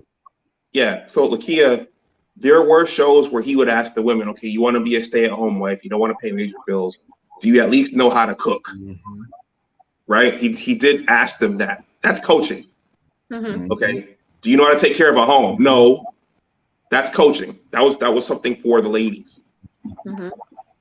So I just want to say that he was giving game to the ladies too. And that's true, but may I ask a question? May I ask a question? Is there some men that don't mind being the cook in the house and the woman be in the woman's side? But Lakia, that's not the point. The point That's was not they the don't want to pay major bills. They don't want to pay major bills. That's the point. We don't want to pay major bills. No, they want to what. That's be what these responsible, no women more than- wanted. That no was more one of than the 20% questions of that the he household asked. income. Yeah. I know some women that called, and these women were not looking for high profile men. I know some women personally that called, and So they why just did they want call? a good man. So why They did they want call? Yeah, to why be did he call? coached and fun. I hear him. He don't need no extra background. Will, what the heck? I think there's delay. But what I'm saying Well, why is did they call? Why did they I- call? That was my question, and that's the same question he asked you. Yeah, why did they call? he wasn't Why heard did they so much. call? So they called because they was just looking to find a good man, not just a high profile man, or just be coached by him to say, hey, what do you say? How can you help me get to the next level of being, find a good man. A good man doesn't have to be Lakia, no. So Lakia, I have a question. What is the Let definition? Dr. Dunbar finish. What is the definition of a good? What is the definition of a good man? Okay, but that's not the point. That's not the point. That's not the point. The majority of the women calling that show did not want to pay major bills. They wanted to stay at home and be taken care of. That's the point. I didn't see that. No, I didn't see that from. I watched Oh, over Jesus 30 of Christ. those I didn't see videos, that from and her. majority of the women that go on there, Y'all know how many videos this man had? Yeah. Listen, Every but I video will did not say have All this. of them I basically will say the everything. men are correct. Most of the women that got on there, they was like, I need to find a man. And he was asking them their questions. And they wanted a high value man that made over six figures. And I always say this, and I say it again. You cannot be a project chick expecting for a multimillionaire. Well, they do. They do. It's And not. that's what It's some not of going to wait some of them because were. you're not going to be able to convert yourself in that world. Yeah. I always say, and I say this constantly, and I really don't care what man get upset. If I'm coming to the table with something, you need to come to the table with something too. You may not come with the same amount I'm coming to the table, but at least come to the table with something and with a drive, with an ambition, come with love in your heart and respect, and we can make it happen. I'm not saying because I'm making six figures that you got to come with six figures too. You may not do that. But at the end of the day, let's respect each other. And I'm not going to emasculate you, put you down because you make less or whatever. Let's make it do what it do. But at the end of the day, don't sit here and think I'm beneath you. What? 90 Annetta, octane. what you just said. Hold on one second. What you just said. Though, yep. Is not what the women that call that show are looking for. No, I know they're that. calling. I said that. They were No, but I know because you they do. were- One time. They want to know what does it take for them to get that Right. six-figure man. But then when he asks the questions and they show their true selves, a lot of them got 2-3 kids, and they said, like I'm gonna tell you, I was listening to one today. They played one today that I was listening to, and he was asking the woman because she wanted that type of man, and she kept saying there was no good men out there. He said, "Well, do you have any kids?" She said, "Yeah." And her kids were 23 and 24. And he said, "Well, have you ever been married?" He said, "Yeah, I was just married." But he said, "Well, why are you not married now?" He said, "Because it didn't last because he used to beat me." And he said, "Well, how long did y'all stay married?" He said, 7 months. And so he said, "Well, wait a minute, where are the father for these kids that you had that are 23 and 24? She said, "In prison." And he said, "So wait a minute, you're a woman that went with men that were in prison and basically like low life men, and then you leave from that and go to a man and marry him that beats you, but now you're saying that there's no good men out there because no man that's making six figures wants to be involved with you." And that's what the problem is. You have women calling in and they want to think that they can fit into a lifestyle that they have no way of fitting into, no understanding of, and they think they're entitled to it. Well, can I just say this real quick? I had a thought when you guys were talking, and somebody made a comment. I tried to get on his show. I tried to have a conversation with Kevin. I really was. I wasn't. I don't run from nothing. I really wanted to have a conversation with him and see if I could have a conversation with him, and it never happened. Oh, you should have asked. We could have set that up. And I didn't, and I did. I watched the show a couple times. I put the thing, I definitely was trying to. I wish I'd have known. We could have set it up for you. So that's what I'm saying Well, to you. you couldn't have set it up because we just finding out tonight that you made the formula with him. Yeah, we didn't know. Why? If she had mentioned to like to Dr. Dunbar or even to Herbert that she wanted to talk to Kevin, any one of us could have helped her get that done. See, this is what I keep trying to tell you guys. I travel in a lot of different spaces, especially on YouTube. So BGS is just not the only individual I listen to. I listen to things from finance to science with Dr. Dunbar to wards. I listen to a lot of different things. So when I say people aren't on my level, that's what I'm talking about. I'm talking about a mental growth process that I'm going through as a black man. Yeah. A lot of people look at me as a white man trapped in a black man's body. Yeah. And I can't tell you how many times I've heard that. And I'm okay with that. We call the eggheads. Yeah, I'm okay with that. I'm okay with that because that's the path of life that I've chosen. But at the same point in time, when I tell people these things, as opposed to trying to gain an understanding, they're always questioned to undermine them. So when I sit here and I speak like this, people think I'm crazy. They say, "Oh, what is wrong with this dude? Does he hate this? Does he hate this?" No. People just simply put, they don't have the comprehension that I do. So I just leave a lot of people alone. Okay. Well, I was just sad to say that Uncle Jerk, so stupid. Could I just say this to him, please? Uncle Jerk, so stupid. You come on here to hear what I have to say, sweetie. You know that. So let it go. Well, actually, I gotta say that I actually got on Kevin Samuel's Zoom thing, but I wasn't prepared, and he roasted me. Did he? I wasn't prepared. Okay. And I had the YouTube and the Facebook open, and he was like, "Where's all this noise coming from?" And then he's like, "David," like he was calling me from the bottom of the stairs. Like, and I'm watching playoff basketball. Then I realized, I look at the Zoom and see my thing like blinking. I said, "Oh shit, he's talking to me." And then I was like, "Yeah." Is it something you disagree about my any of my videos? Disagreement day. Yeah, and then I was like, no, not really, but then I was trying to plug myself, and then he was he's like, "No, we're not on here for that."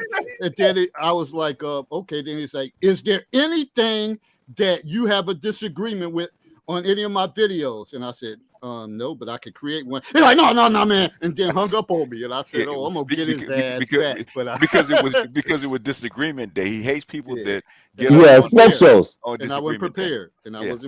So Kevin, this is what I want to do one time with your panel, David. BGS author has what's termed as an AMA, which is Ask Me Anything, and we did that maybe a couple years ago. When I told people, I said, "Look, I'm gonna sit here in the chair, and anybody can ask me anything, and I'll answer it."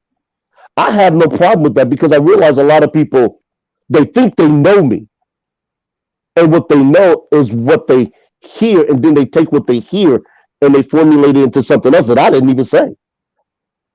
So I always tell people, if you want to know who I am, sit down and ask me without judgment. Take what I give you as I'm giving you, not as you want it, because that's what a lot of people. Well, Herb, you need to do the same thing. You just judge people. What is you talking about? You talking out the side. You sound like an oxymoron. Hold on. Hey, Herbert. And you just judge people. We should go take over, Herbert. Maybe we should just go take over. But I'm gonna tell you now, was it BGS? I will come and listen to you. And I will come and listen to the doctor. I will come and listen to David. I will come listen to the guy that got the little night thing. But I guarantee you I ain't coming to listen to the rest of y'all men. But this is And my I said what I said, and I mean it. Okay. the one thing that Okay. again, I have respect for Kevin Samuels. I didn't come in here bashing him. I just did some things I didn't agree with, but I was sad about his untimely death. Mhm. And it's sad. It really is, because but it still makes you wonder. And I'm gonna just share with my thought. Could that have been tied to something Like what? that he put out in the atmosphere? Like what? Because the law of attraction Mm-hmm. is that what you put out there is what comes back to you. Okay. And that's what a lot of the comments are being said as well, is that he done put out there about sizes and what type of woman that you should or shouldn't be as his caliber of a man, and she wasn't that type of woman. Can we talk about that? You know what? Let me ask this question first. Do you think he? Yes, but okay. No, BGS will answer it because I'm gonna step aside, but I'm gonna ask you this. So do you think he put the negative energy out there for him to contract cancer when he was a kid? What I'm saying is that don't step over. Answer the question. Answer the question. So she would have talked about karma. I said about the situation. Yeah, because it is a serious thing. It's real. So I asked a question about the situation. You talking about the lady he was with, but the woman that he was. He's talking about the woman. I know what she's talking about. Okay, yeah, but you can't equate somebody's illness and somebody's sickness. Okay, you guys we can tell at can't the do same that. time. That to me, when you start saying that's karma or you reap what you sow because you were sick and he had a heart attack, that's very touchy for me, okay? Right. Because we are not the ones that can sit here and deflect, oh, you gonna be this and you gonna be that. We can't say that because all of us on this panel have did something in life that we are not proud of. All of us on this panel got flaws. Ain't nobody on here perfect. Ain't nobody on here without any approach or whatsoever. So we can't sit here and say, oh, I've dealt with cancer several times. So you're not going to sit here and say, oh, because I dealt with cancer, I'm a bad person. No, some things in life happen. And I believe some challenges and some obstacles in life happen to make you stronger. Do I believe in everything the man said? No. Do I believe that sometimes his approach was harsh and disrespectful? Yes. One thing I can say is I feel horrible for his mother, his child, whoever is suffering his loss. And regardless of how I feel, it's still a human being. At the end of the day, whatever it is, a heart attack, cardiac arrest, his cancer reaction, whatever it was, at the end of the day, he was a human being that we still needed to respect, regardless if he did not respect everybody. But I'm not going to sit here and rejoice in the fact that somebody else's demise or somebody else's death, regardless if I agreed or disagreed. At the end of the day, I'm a person that I would never think that anybody is beneath me. I would never think that I'm better than anybody or somebody is less than. Was the man intelligent? He was very intelligent. I just didn't like his approach. And it was just not with women, but it was men. I didn't like his approach. I met him when I was in Atlanta. I just didn't like his approach, how he spoke. I did not like how he spoke to people. But at the end of the day, I'm not saying what he was saying wasn't true. But that's what I'm saying. But back to the question that I said, BGS, I did want to, like, do you, about the kind of woman that was, is there truth in what the kind of woman that was that he unfortunately, was with when he passed? Well, what's that got to do with him dying? I don't quite understand the question. What's that got to do with him dying? She's trying to delve into the size of the woman. The woman was a thick woman. She was thick. She was a thick. No, she wasn't. She wasn't. She wasn't? No. What size was she? She looked to be like a size 4 or 6. The actual one that was there. No, she was thick. No, she wasn't thick. No, she was. Huh? No, the pictures we saw, she would have been about. She would have been no more than a 6. The nurse that they interviewed that was working on him, you said she was a 4'6". Between 4 That's and 6. What he's saying. She wasn't thick. Yeah, we saw Are you talking about European 4'6" or American 4'6"? An American. Which one are you stating? The pictures I saw, she was about that. I mean, no, I've seen several. She wasn't no 4'6". No, she wasn't. Pull up the picture because see if it's the right one. Yeah, I want you to pull up the pitch too and say and share it to the council Did you page see the one because where I'm honey, she sitting on wasn't the a couch? 4'6", sweetheart. She wasn't a No, 4'6". at all. The picture we had, Not the at picture. all. Okay, pull up the She picture. wasn't a 4'6". Oh, okay, sweetheart. pull up the picture. See if you All got the right one. You keep saying all that. these guys have comments. Everybody trying to say she was about a 6. What I'm trying to say is here. Okay. It didn't look like she was a That's No, their not even dream close. size. She wasn't Not no even 6. close. It didn't look like she was a 6. It Everyone- looked like she was Not thicker. even And, close. and going back to the Okay. conversation Okay. previously when we said men of No, she women, wasn't. a man of his caliber recommended to be with women this particular size. She didn't seem to be that size. See, this is why it pays to listen to his shows and not just a handful. He has consistently said that high value men will deal with those type of women, but they won't marry them. Marry them. Right. See, He's that's the consistently part when delivered that message. you don't really watch the show, Consistent. you don't get that. And that is true. That is true. That's exactly what he said, is that these are the type of women that the high value man looks for, but that doesn't mean he's not going to mess with other women, especially if they're throwing themselves at him and so forth. And that's probably what this chick is doing. But I have a friend of mine who dated him, and I've been sitting here listening, and she dated him for years. They dated when he was in Texas. And when he moved to Atlanta, and then eventually she moved to Atlanta, and she's like the girl that you saw in the picture that died. And she said she knew him before he blew up the way he was, and he was nothing like the way he was, because a lot of that, like the guy said earlier, he was doing one thing, but then he realized that what he needed to do, and that's how he changed and transformed into what we saw prior to his death. But prior to that, he was doing a show and doing things, and it wasn't going anywhere. It wasn't taking off. 2000, I think she said 2009, 10, 11, 12, those early years, it wasn't really taking off. He wasn't getting the traction that he's getting now. But so he ended up realizing the more he went into that direction, the more he grew and the more popular he got. And so she said even when she watched a lot of his videos, it was not the same person that she knew and dated and still had a friendship with. And she even called him to talk to him about it.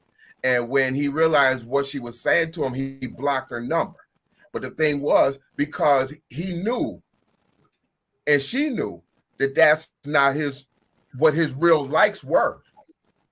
And so the thing is, he may have talked about what a high value man wanted, and he never said that's the kind of woman I want, and it's the kind of woman. He never really talked about the kind of women he wanted. He talked about the kind of woman that most high value men that these women wanted.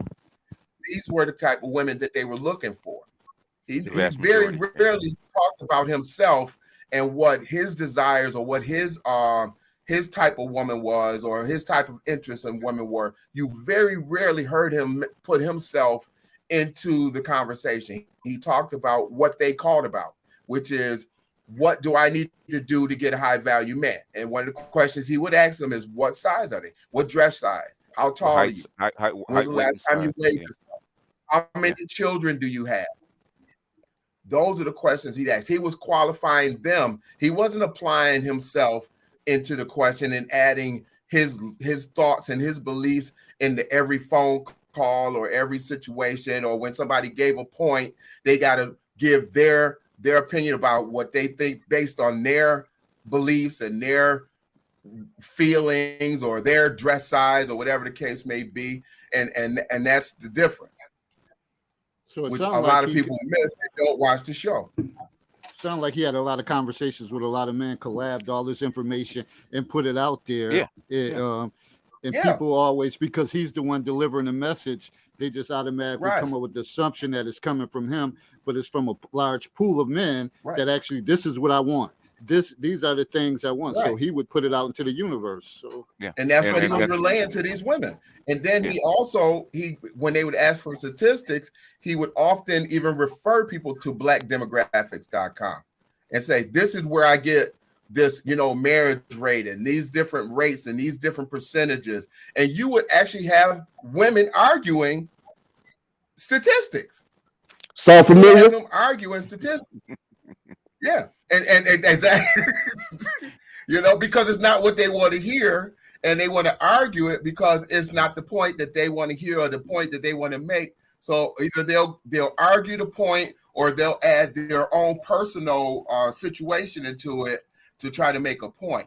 Which again, then it fails right there. Once you add yourself into it, which he didn't do, now you've taken away from the subject, because you can't apply yourself to every situation. Every situation is not about you. Yeah, there's certain groups of men, there's certain classes of men that want that don't, that I want. see who you're trying to come for on that one. Can I finish? Yes, sir. I got my finger up. Go ahead. Okay, thank you. You asked the question before I even opened my mouth. The thing is that No, it wasn't about you. It was about what Will just said.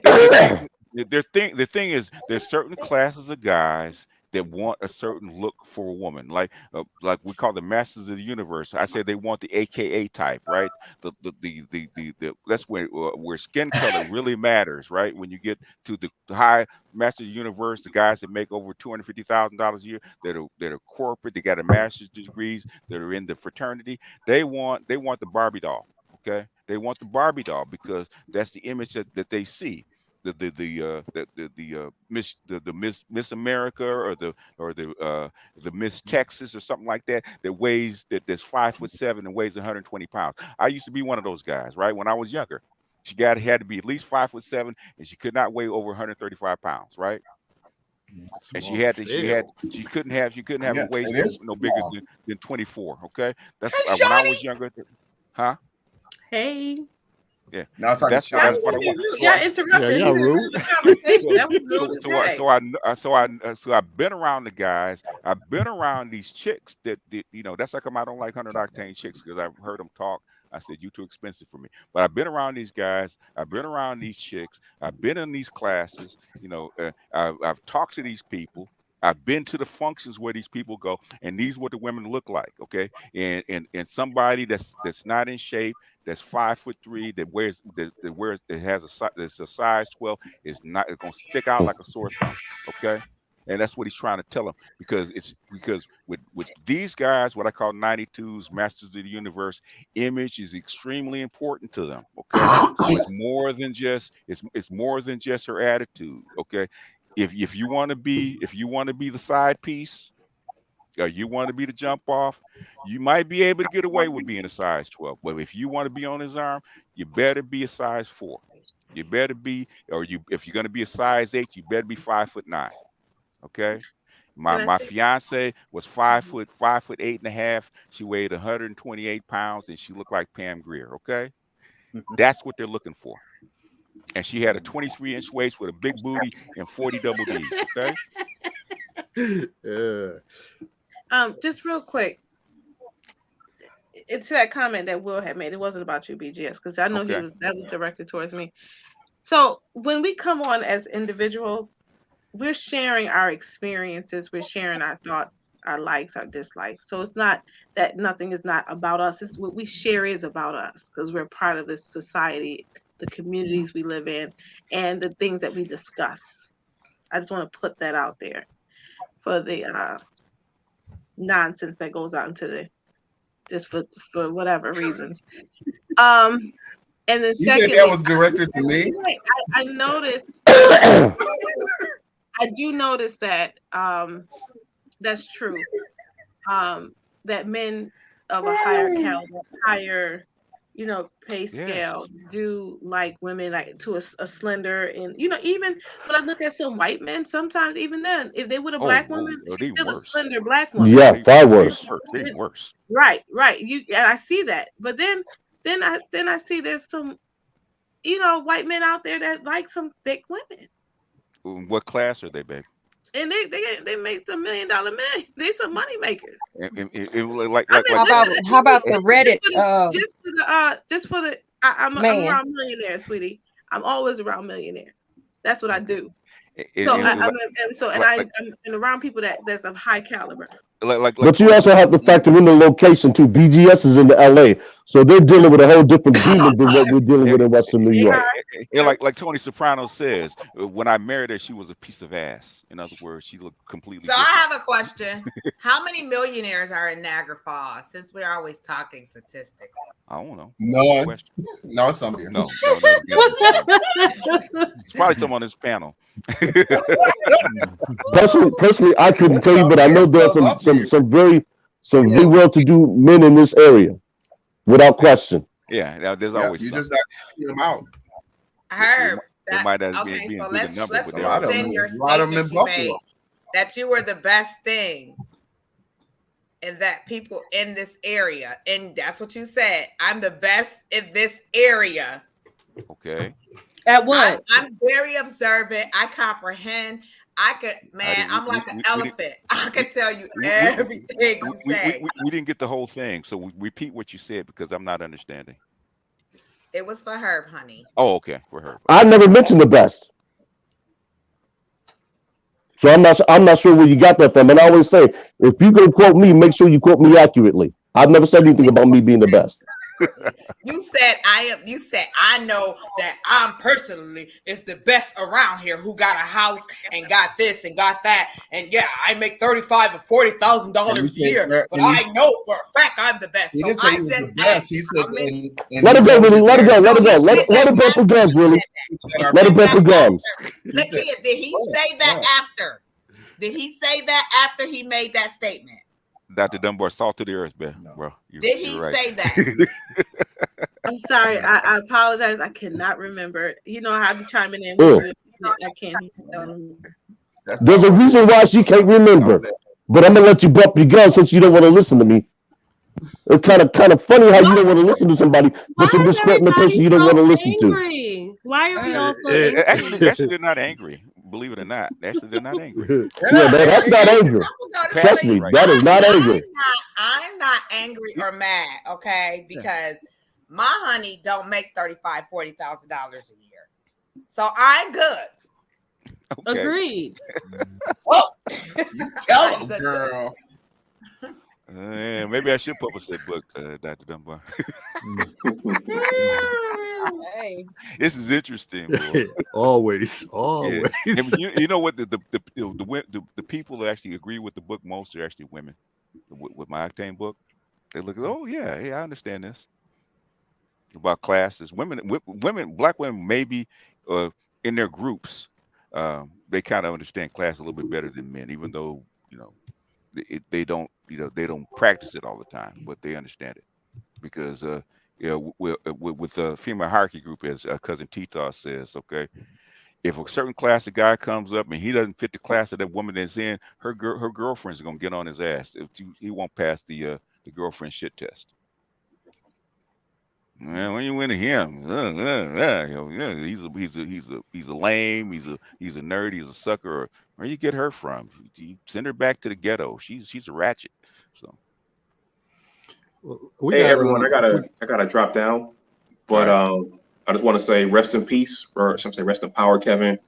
I know his speech was sometimes hard for people to take, but I think he asked a lot of important questions. I think folks need to focus on the questions and the deeper meanings. So, all right, thanks, brother, for joining. So, Master Teacher. Right, take care, Dr. Dunbar. All right, that's a good bar. Right. So we got Shaughnessy, the youngest in charge. You got anything you want to say regarding to the loss of Kevin Samuels? I just feel like at this point we all have to know that it was for entertainment more than anything else. Unfortunately, I do feel like it was at the expense of a lot of Black women, as far as I've seen, but it was entertainment, and the more he got the clickbaits and the more attention his rants and his raves got, the worse he got. I mean, it was pure entertainment. He's no different than any other YouTuber out here. It's just weird that people were kind of excited about his death. That's just odd, sick. Those people need help, therapy, real kinds, but I don't know. It's entertainment. It's the internet. He did what he was supposed to do. All right, Christine, how you doing? I'm doing well. How's everybody? All right, We all right. Oh, great. So, any feedback you want to give? in I regarding just to Kevin? kind of echo Shaughnessy's sentiments. To me, it was a hustle. He found his niche, and the Yeah. more it grew, the more outrageous he got. And while 'Cause I that's where money certainly came. right, I understand that. I think it's Yep. unfortunate that so many latched on to it, and to me, um, it became abusive with those thoughts, you know. But he's more or less a shock jock, like what's that white Howard man? Stern. Howard Stern. No, No, not the Howard Stern. conservative. Rush Limbaugh. Rush Limbaugh. Yes. I put him in the same category. I miss his voice like I miss Rush Limbaugh. I am not happy that he died. I'm certainly not celebrating, but am I mourning it? No. I'll just leave it there. Yeah. Anybody else? No silence ain't good on this show. No, I'm Well, no, but that you know, it's funny you say that, David, because that's the next step. This is what a lot of people fail to grasp, is that the black men that are being vocal now are going to lead to the next group of black men who aren't going to say anything. They're just going to walk away in silence. The wall of difference is going to be a lot more destructive than Kevin could ever be. Yeah, because Kevin was actually trying to fight for black marriages and black couples and stuff like that to get He together. did. And there was a whole big group that was actually against it. Must we- be Mhm. You know, like let it reality. burn. And he wasn't with it. Mhm. So Is that a link that we can find that he was fighting for black marriages? I just would like to know. Oh, Jesus Christ. You gotta listen to the show. It You was a listen couple to years ago, what but we're I'll go dig it up and find it. In fact, I mean, Thank you. And you can I send that got to me because I have to go back in my archives and look for it. But in fact, there's a okay, that's fine. I'm Herbert okay can with tell you. you there was a big discussion about black marriages, and there's a whole bunch of guys that were actually against it. Okay, because it was like maybe 6 months into his rise, where he's actually talking about he's here. We said we used to say we actually qualify by marriages, right? And we want to get people married, and a lot of times to actually talk to what Lakia was talking about, right? You would get a woman would come on knowing that she's average, right? That she's 35, she's got 2 kids, she's a 5 at best, okay? She's probably a 4, and she's overweight. And she wants a high value man. She said, you're average. How come you just can't settle for it? You can't just get an average guy and be happy, you know? right. Why do you say why? I said, he said, how much do you make? And she said, well, about 30,000, right? Have you ever dated a guy that made over 100K, right? He said, no. Okay. Why do you need this guy? Why do you need that guy? Why would you go, into a lifestyle that you don't need? How come you just can't be happy with the postman or with the guy working for UPS or with the guy or the garbage man or the truck driver? Okay. Why do you need a corporate guy? So why do you need it? And he said, sweetie, you are average. Okay. Like this one chick, she was 30, I think she's like 32, 33. She got 2 kids by 2 different guys.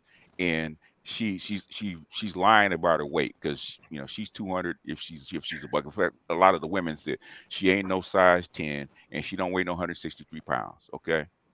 And what she was saying, why should I settle for a regular type dude? And he says, because you're average. Okay. Even if we give you pretty, she says she's a 6. She's a 4. If we give you a 6, okay, your weight, your age, you having 2 children, you're an average person. How come you can't get with an average guy and make a life? And she's adamant that she would be settling. I said, how? He said, wait a minute, you're average. How are you settling for a guy for the postman? How is that settling? But BGS, isn't that part of the issue that many people many people might not own up to say, I'm just average. I'm just status quo. I'm not I'm not an 8 or 9. Most people kind of been taught to think that they're the best, but really Right. deep down inside, you might know it, but on the outside, they may say like, I'm all this and I'm all that, but Yeah, and really that's not the case. And there's you know, And they'll the even thing take is, that average. They take average as an insult. is an insult. And he You used to call say them that. average. You call them, that's an insult to them. He used to ask. He said, "Why?" they're is taking So that as I an have, insult. so I have a question. BGS, right? Mm-hmm. Do you consider yourself an average man? I'm old, baby. I'm below average right now. I'm 62. But I gotta respect your honesty. Okay. Okay, now- so oh, Willie, oh, do you consider yourself an average man? For my age, I'm average. Well, actually, I'm above average for my age. I'll be 60 this year. Yeah. I think I look. You above average? I think I look. Very now, good. when I was young, I David, was. do you consider yourself an average? I'm all right. I can hold my own. I'm still relevant. That's what I'm gonna say. I'm still relevant. But Ain't you out won't the call door, but- yourself average, huh? Huh? Right. But you're not. But you're not average. When I was young, So I was I have a average. question, BGH. I'm BGS. BGS. Yeah. So I'm okay. I'm very transparent.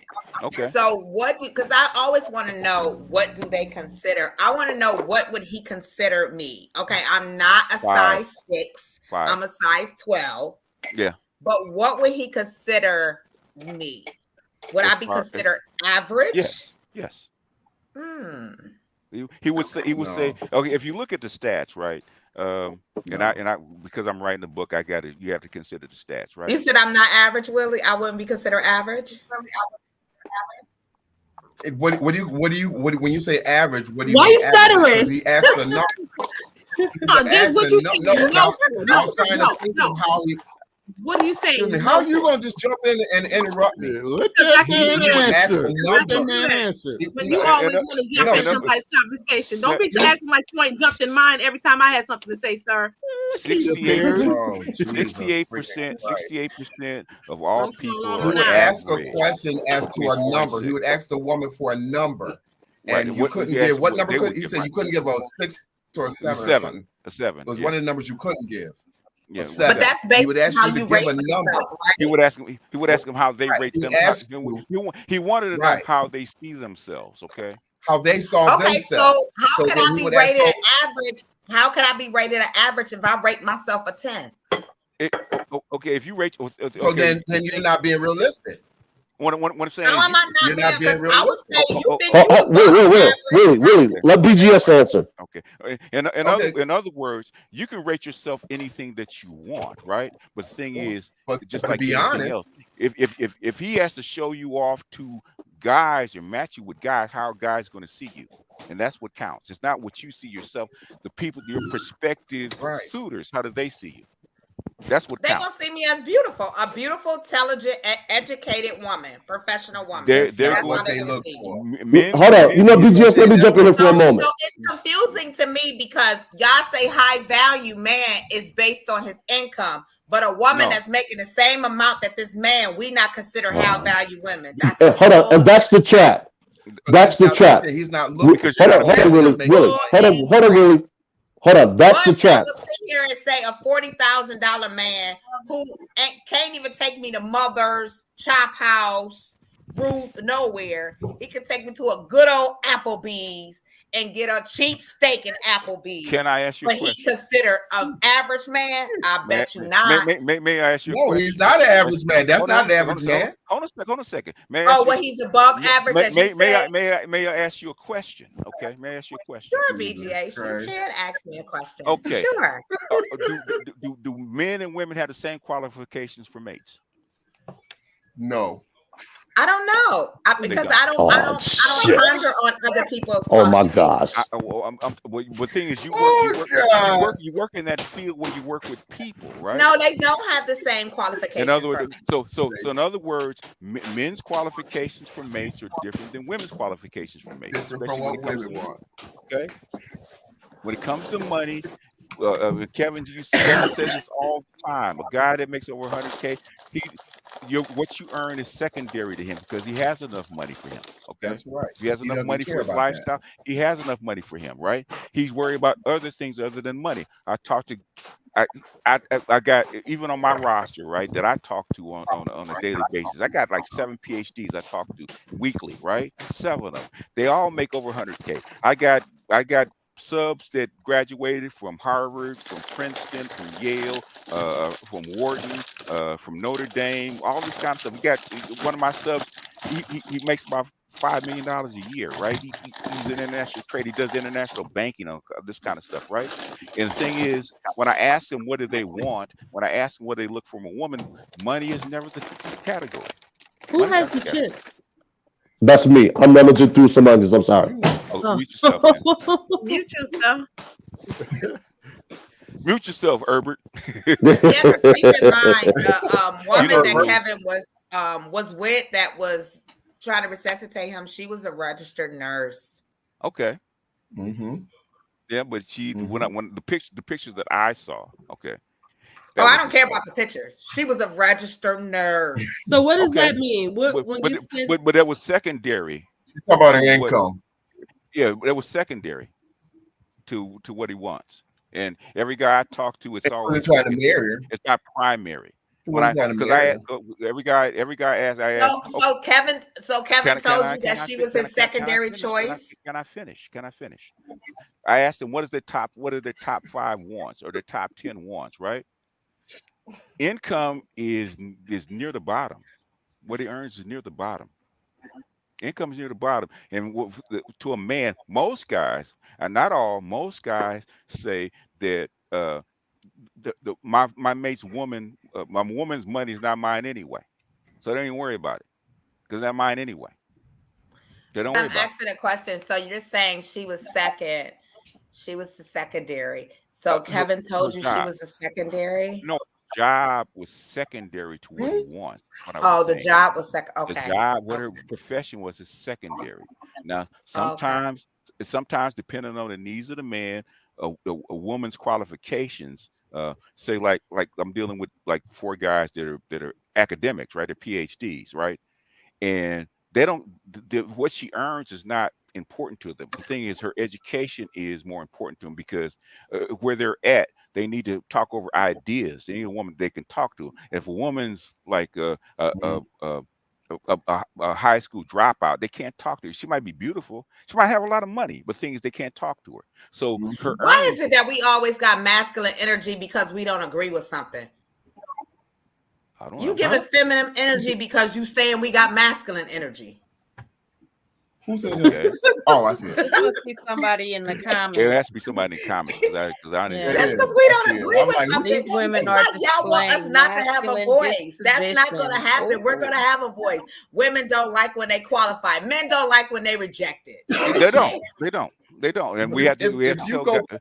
You know what the thing is, like Ram will tell you. And all the dating coaches I would tell you, the first thing we tell them is that you have to get used to being rejected because you got to approach. So that's how come most pickup guys, you need to holler at least 100 women a month. Pickup guys. Get used to being rejected. But I want to say something back to the show because you asked a question about a woman and her income and all these things, Annetta.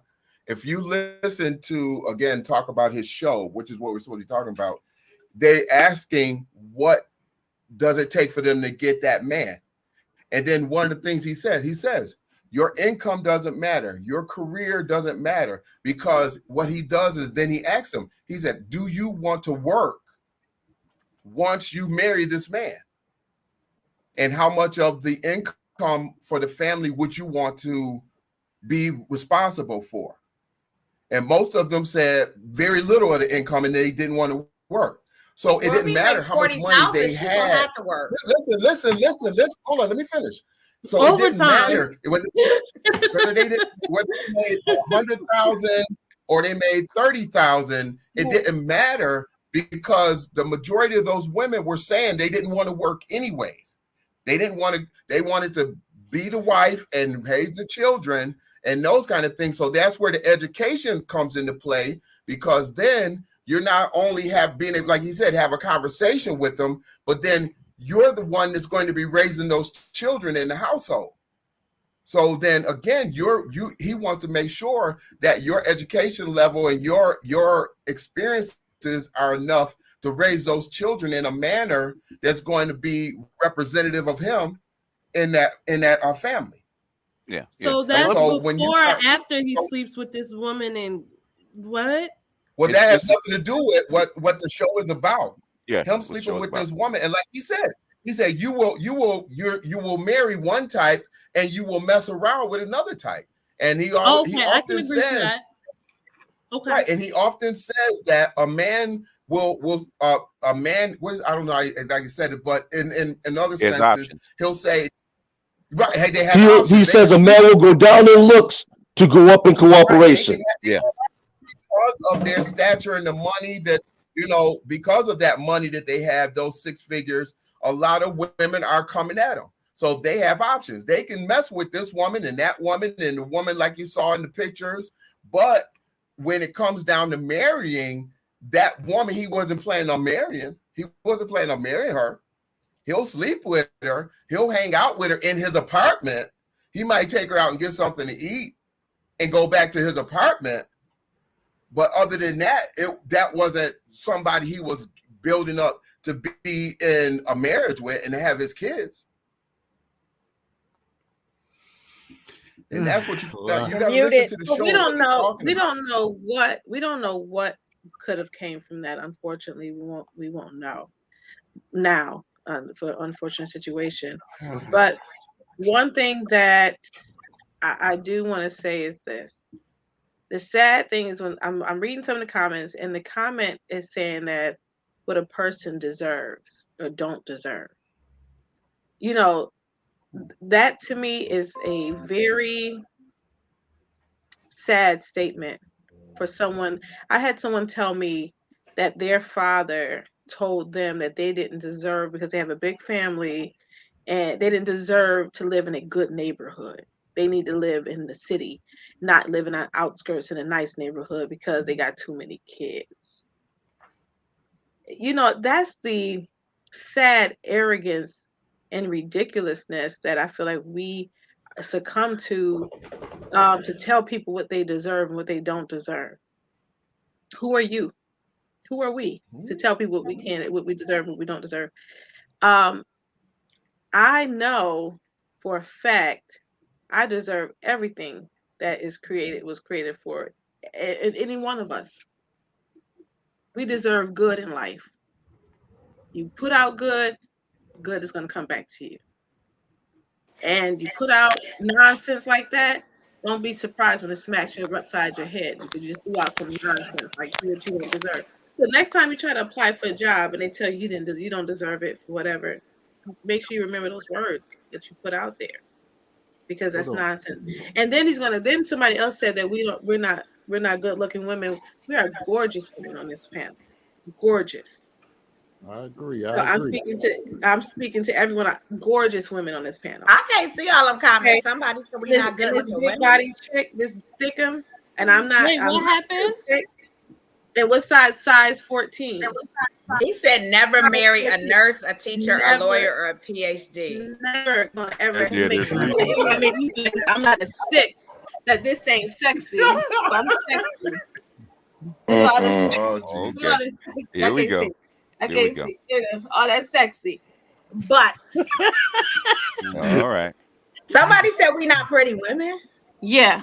I don't know. Oh wow. Yeah. Listen, y'all got Uncle Jerk on here. He's been in the chat for a lot of I'm episodes. addressing the chats right now because they want to be out here. Okay. But I'm still tripping on this person said but never they still- marry a nurse, a teacher, a lawyer, a PhD. Sir, what do you do for a living? But no, they never even come to Christopher Oh, that's what he Robbins, what do said. you That do? was Do you- Kevin's rule. You drive race cars? No, And that is what Kevin's rule. That was Kevin's rule.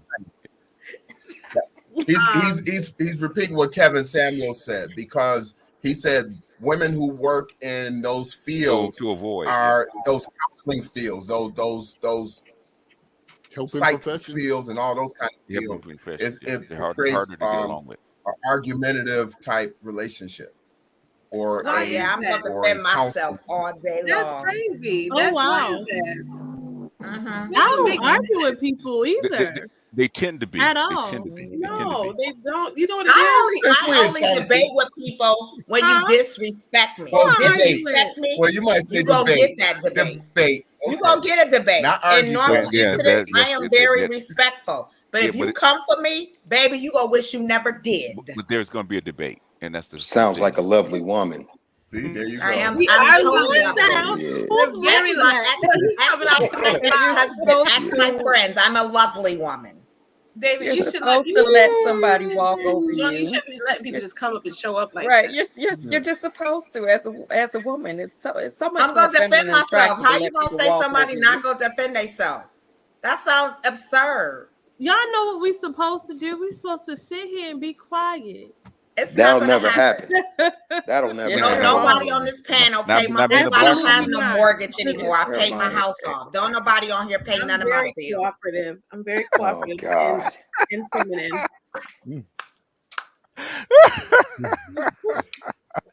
I love my women. I do. And we love our black men. That's why I love this panel, but because you guys don't fake the funk, okay? That's why I Never. refer. You got If you to. want to know what black women are like, come over here. This is real. Be real. 100%, Authentic. pure AD grade beef. Okay, no faking the funk. Authentic. Thank you very much, Authentic. my Yes, brother. I'm serious.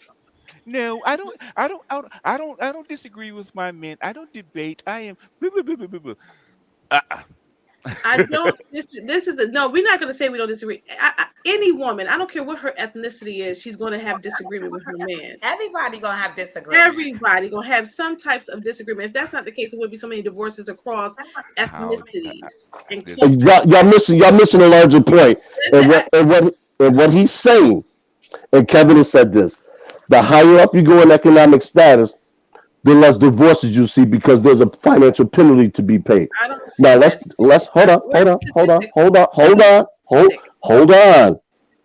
Now let's take black people out of this equation. If you look at Asians, Hispanics, and any other culture, the women are less likely to engage in a public discussion where the man could look like he doesn't have control, because appearances, as Kevin has always said, is everything. You know He what? doesn't Ooh, mind. I got Huh? something for But you you. know I what? got something for You you, know Herb. what? I'm gonna say Nope. this. Mm-mm. Any I man got it. I have ever been with, I'm never the person that even Mm-mm. if I dislike something in public, I'm not gonna make myself. I got too much to lose. I'm not gonna make No, myself look bad listen, in I'm public. gonna Hold say on. this. But that's what we're talking about. No, I'm not You gonna said debate and argue with my man in public to leave an open door how for about some how about the foolishness. other 22 million? Black no. women Let in me America? say this to y'all. Let me say this. How about the other 22 This is million? what I'm gonna say to y'all, and I know it has some truth in it. You're not gonna agree with me. Nope. Y'all don't know the statistics of how these white women treat their white men in these clubs. You know why? On these bars or out in the public. You know why? Because y'all not even there. I go to places and I'm the only black chick in that space. Oh God. I go to places and ain't not one black person. This past weekend, I went into a restaurant, not one black person. You can't tell me y'all know how many white women out there not acting a fool in a place because y'all not even there. Your only places y'all be in your own circles at the bar, the little town bar over on Williams. How do you know? How do you know? How you know I that? don't go there. This How why do you I know don't go that? there. How do But you guess know? what? I had to go to one. How do you know where to we meet go? with a client How do you that know where wanted we to go? buy some land How next do to you his know where property. we I'm go? telling you how I know. I had to go to Okay, a side bar, please do. a hood bar in Buffalo, because he wanted to buy property that was next to his land. So, because that's what I do. I'm around all kind of folks. And the fact of the matter is, every time I go somewhere with a whole bunch of wealthy white folks, guess what? We ain't there. So you don't know the statistics. You don't know how they out there acting when they get white girl wasted. Don't tell me you right there in the corner, or you in the restaurant, or you at their hangout spot or their wineries. No, you're not there. How you Guess know? what? How Because you I know? know because I don't see none of y'all You, there. you don't You're even in live in our Buffalo. city. You're in None You of in Buffalo. y'all. Buffalo. Don't One nobody live in location. Buffalo. I'm not just in Buffalo, sweetie. I'm all over Western New York. I go out to Syracuse. I go out to Albany. I'm Have you been to everywhere. California? I'm I in mean, Atlanta. I was so just in Lakia, California. let me ask you a quick question. We gonna see where your knowledge is. Lakia, hold on. Let me ask you a quick In question. Myrtle Beach. I've traveled, sweetheart. Lakia. I'm not your average. I ain't no average hood chick, boo. Yes, you are. You got all Yes, the Lakia. goddamn kids. Lakia, Yes, Oh you yeah, I are. You have the 6 average children. ass Yeah, chick. baby, you wish you You had. are Lakia. the average chick sitting up there with that blonde hair on. This You is would let me best hear that you Oh the my average. goodness. You are average. Let me hear him. hold on, Willie. Who is Lakia, what is the this? second Who is biggest? this? Let me hear him. Hold on. Show your Lakia, face. what is the second biggest city in the state of New York? I can't hear you. Say it again, her. What is the second biggest city in the state of New York? Why? You tell me. No, I want to see what your knowledge is. No, I don't need to tell you what my knowledge is. Why? Because you keep talking about the Well, I number know what of it is. millionaires that That's an are easy somewhere, and by population, Buffalo being the second biggest city would make sense that we would see more millionaires per capita Buffalo. around here, with the exception of the capital region in New York City. Where you trying And then Herbert, what if we ask you, do you have a passport? Do you have TSA checking? You don't have none of that. I mean, No, I want to know you this ask the gentleman that has questions something to say about me. as if somebody don't gentleman is travel. that? Like, have you Which been one? anywhere more than New York The one with City, the little, Niagara Falls, Benjamin Franklin Buffalo? dollar. Hey, Hold Herbert, on. See, I love these type of questions. I love him, Herbert. I love him, And you Herbert. wish can't you help could it. Hold on, wait a minute. Hold on. I love these kind of questions. Does Toronto qualify? Brother, That's Toronto what- was chill 2 out. hours away. Kevin Like, Samuels Hold on. will I'm always asking. live on. I'm asking. Does Toronto qualify? I mean, No, it Toronto don't. So that's the only No, thing. hold on. Wait a minute. It's a yes or no question. No, Yeah, Does Toronto qualify? no, it doesn't. Does Las Vegas qualify? it's gonna qualify because it's out the country for you, Herb. That's 2 hours away from home. I get it. I'm just asking the question. So a person that lives in San Diego going to Mexico doesn't qualify? It's not my fault that I'm intelligent enough to take advantage of where I'm born at. Yeah. That's why I made the statement earlier that a lot of brothers can't go to Canada. When we cross the Do border, Dubai Mexico is a whole qualify? Do different story. Dubai qualify? Do Yes. Ireland qualify? Do Iceland qualify? Do No, I'm not Mexico, doing that. Cancun qualify? Do Europe qualify? Do England qualify? Do Paris qualify? Should I go on? Australia, do that qualify? But you asked me the question. I didn't ask you. I'm not trying to profile. You are. What do you have to prove? Let me ask the ladies a question. Let me ask the ladies a question. Knowledge. Let me ask the ladies a question. So you Dude, trying I'm to a world tell me? traveler. You a local. Are you trying to tell me Oh, that black God. women are the identically to white women? Is that what you're trying to tell me? But I'm saying At that what? I was just at an event this weekend. Yes, absolutely. So it I doesn't was matter. at- So a What black was the woman and a question? white Give woman the act question. They exactly get the white same. girl. We call it No. Kelly I'm Price. asking a question. They calling me. Only one Do person they needs to act talk. exactly the Can y'all let same? him I'm finish the asking you. question? Is that what you And I'm believe? answering your question. You Yes, believe that? Okay. I'm there. I see it. They get white girl wasted. That's why. Where did the word white girl wasted come from? A white girl. It certainly doesn't come from upper echelon white people. That's for damn sure. Black girl wasted. So Is it? what I'm asking, so in other words, are black women and white women exactly the same in America? Listen, we're not exactly the same because that's why they're trying to be like us. That's why they want to dance like us. Oh, God. That's why they want to dress like us. That's why they want our black God. So is men. your hair naturally? Yes, they naturally do. straight? My hair is blonde because Is I it want it naturally to be straight? blonde. I Is can it do Why, that. why the roots black, though? Why the roots I black? have that ability to do that too. I can switch just like white women So You switch. don't see no white women wearing no Child, afro are you wigs. white? They Why they wear- try? Why they not wearing Yes, afro? Who are you, Why white child? women You not trying wearing to- afro? Wait, hold on. Perm their hair. White women perm their hair. They Perm their do. hair to get Yes, body they do. They curly. perm Perming their is hair not a just black, like we They do. unique do. black thing. Everybody can Yes, perm they their hair. perm their hair just white like woman, black And so women. anybody white- could so wear. white Anybody woman could takes dye the their shower, hair, her hair straighten their Anybody hair. like can a black dye their Same hair thing any color applies. and they Is that dye what you're saying? their hair just like we Is that do. what you're saying? So if a white woman takes a shower, takes a bath, gets in the And sometimes, yes, you've seen the TikToks. There's a lot of black women out there in the shower washing their hair, and What brushing I'm it saying, out. That ain't your hair. That's not the question he's gonna ask. I didn't ask. my That's the hair. question And I it- asked. and Did I you hear the show question? my hair. Wait, hold on. Did you hear the Oh, question? Did you hear the question? What's the What question? was No, the I question? can't. So, This, I so, got so, some other. so if a Somebody white else girl face takes a out here shower, does shouting her hair out curl things. up like a black woman's? Yes, They some of them do. Yeah. Yes. Which ones? There's a What? lot of. Excuse me? The No, ones that not a wear lot of them. the There's ones a that lot wear of them. tape-in Nice. extensions and There's a No, lot of no, women that and wear no, There's wigs. no, there's no, actually a no, lot of no, them. no, I it's not a I lot. used to No, I got a tip socialize it's for with him. Let quite me a not. few remind of you. them, Let me and remind it you. was hold on. shocking to Let's find out how much Christine time talk. they spent in the No, morning no. showering and then having to blow And dry their hair straight. No, They let me give you their this hair one. wasn't Christine, even I got something curly. better for him. I got they're something trying to better for him. they're trying to Guess who the hold on. guess who the Can extensions were created can for? I talk to her? No, She asked let a me question. answer. Let me answer No, this no, real no, quick. no, no. You interrupted Extensions what I were was saying to her. created for white women. The No. extensions weren't even created for us. Yes, they And were. we couldn't even Yes, they wear were. the Yes, they extensions were. because it You, weren't the color of our you, hair. It was the color of their hair. But So here they you were are wearing wearing it though. extensions before we were wearing you know when the extensions. extensions were Just created so for you black know. women back before the turn of the 20th century. Mm-hmm. They've been wearing it. The first beauticians were what? Black. Black women. Okay, and you have mulattoes that have straight hair. That's where they came from.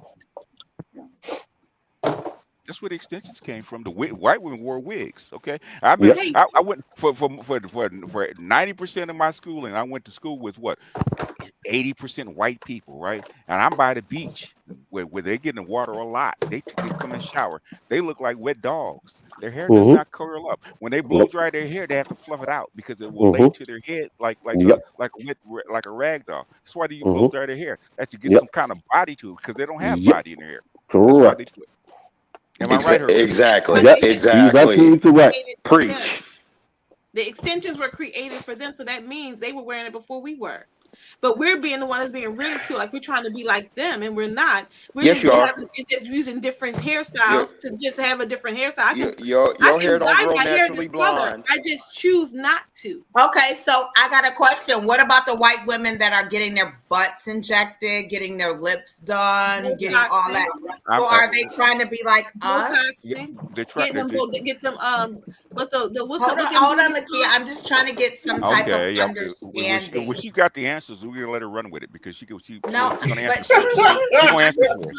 Yes, she's I answering do for have us. the Go ahead, answers Lakia. because they Give us want the to be answer. like black. Because the answer is they would like to be like black women because we are bodacious. Hell no. No, hold on. Hell no. Let her finish. And they want big lips like we have because they don't have any lips, sweetie.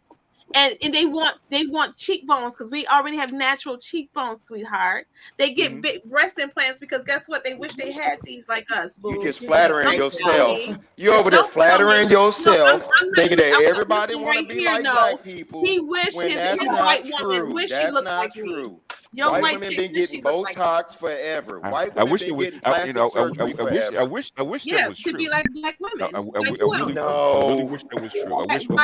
Why are they black getting women it? wish black women were secure in whether they look what they look No, like, their why color are and white their hair. women And doing they're it not. then? They're not. Why They're are not white secure. women doing it then? Why are they Huh? doing it?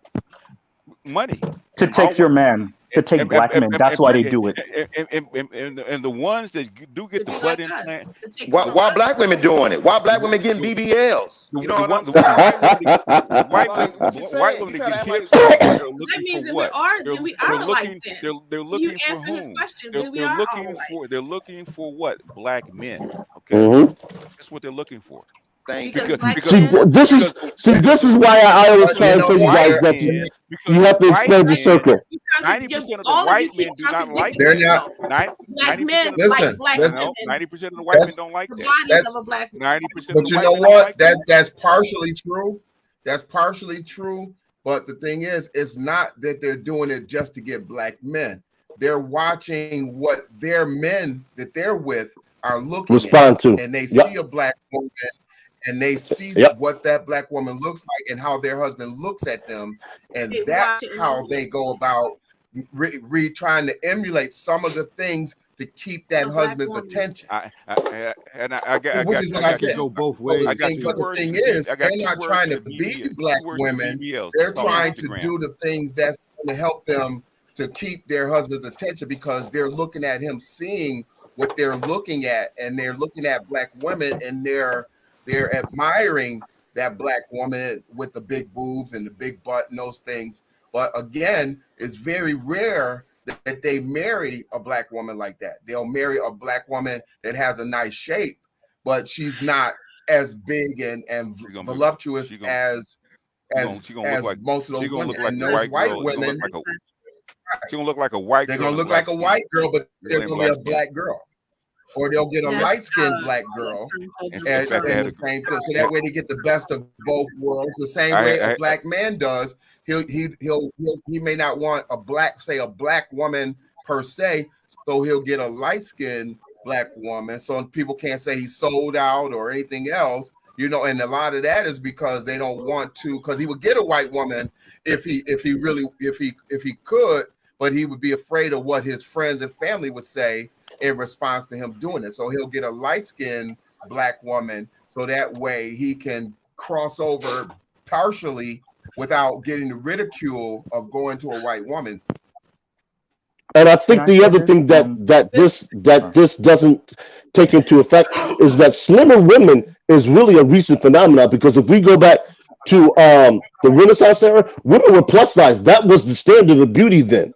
So let's not get too far ahead of ourselves in thinking that black women had the market cornered on that, because you don't.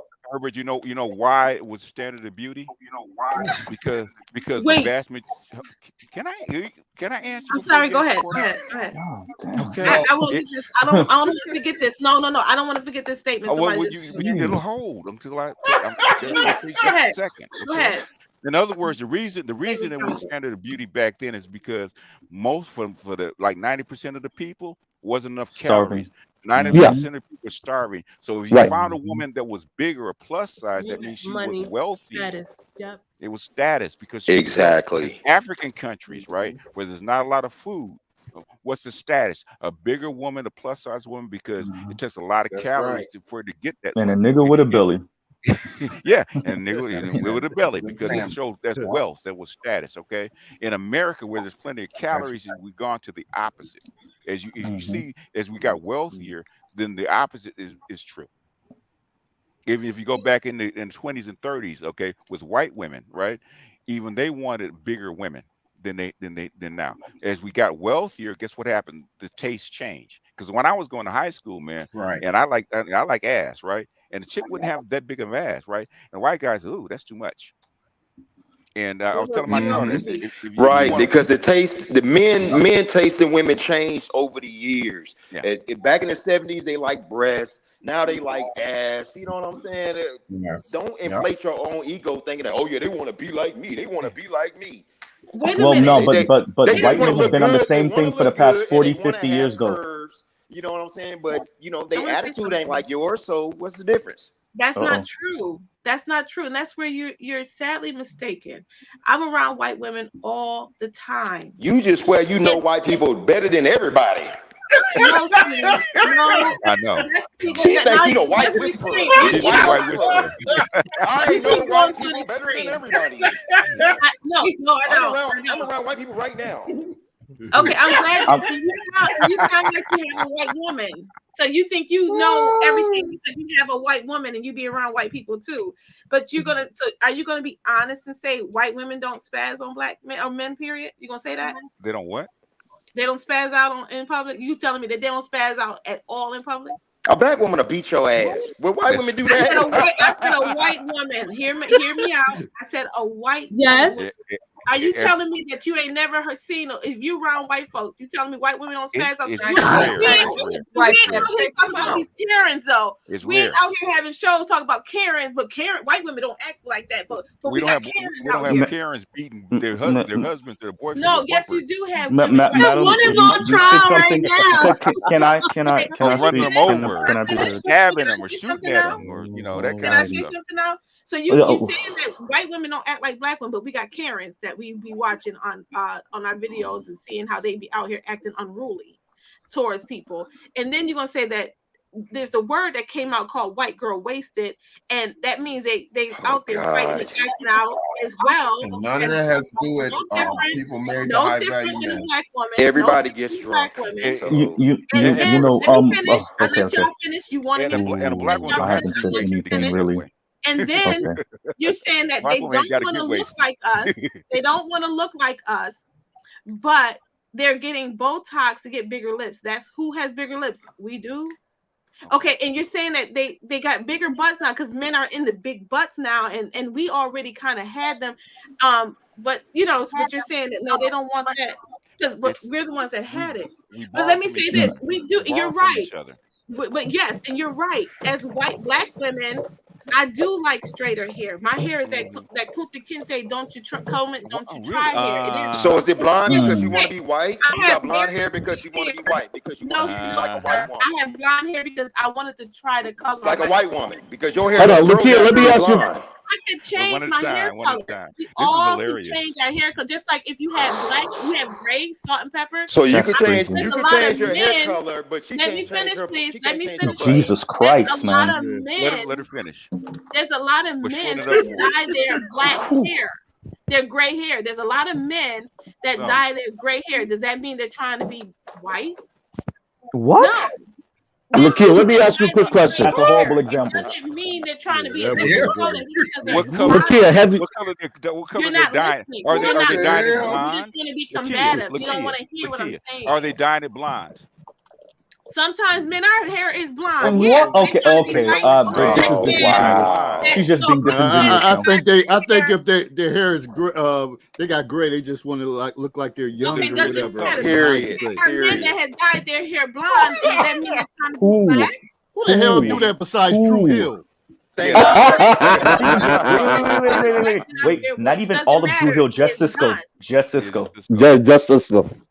It's still done. So what I'm saying is that what I'm giving it the point, if you listen, the point is we both, like you said, learn from each other. We both, there's things that white women do that black women do like to do.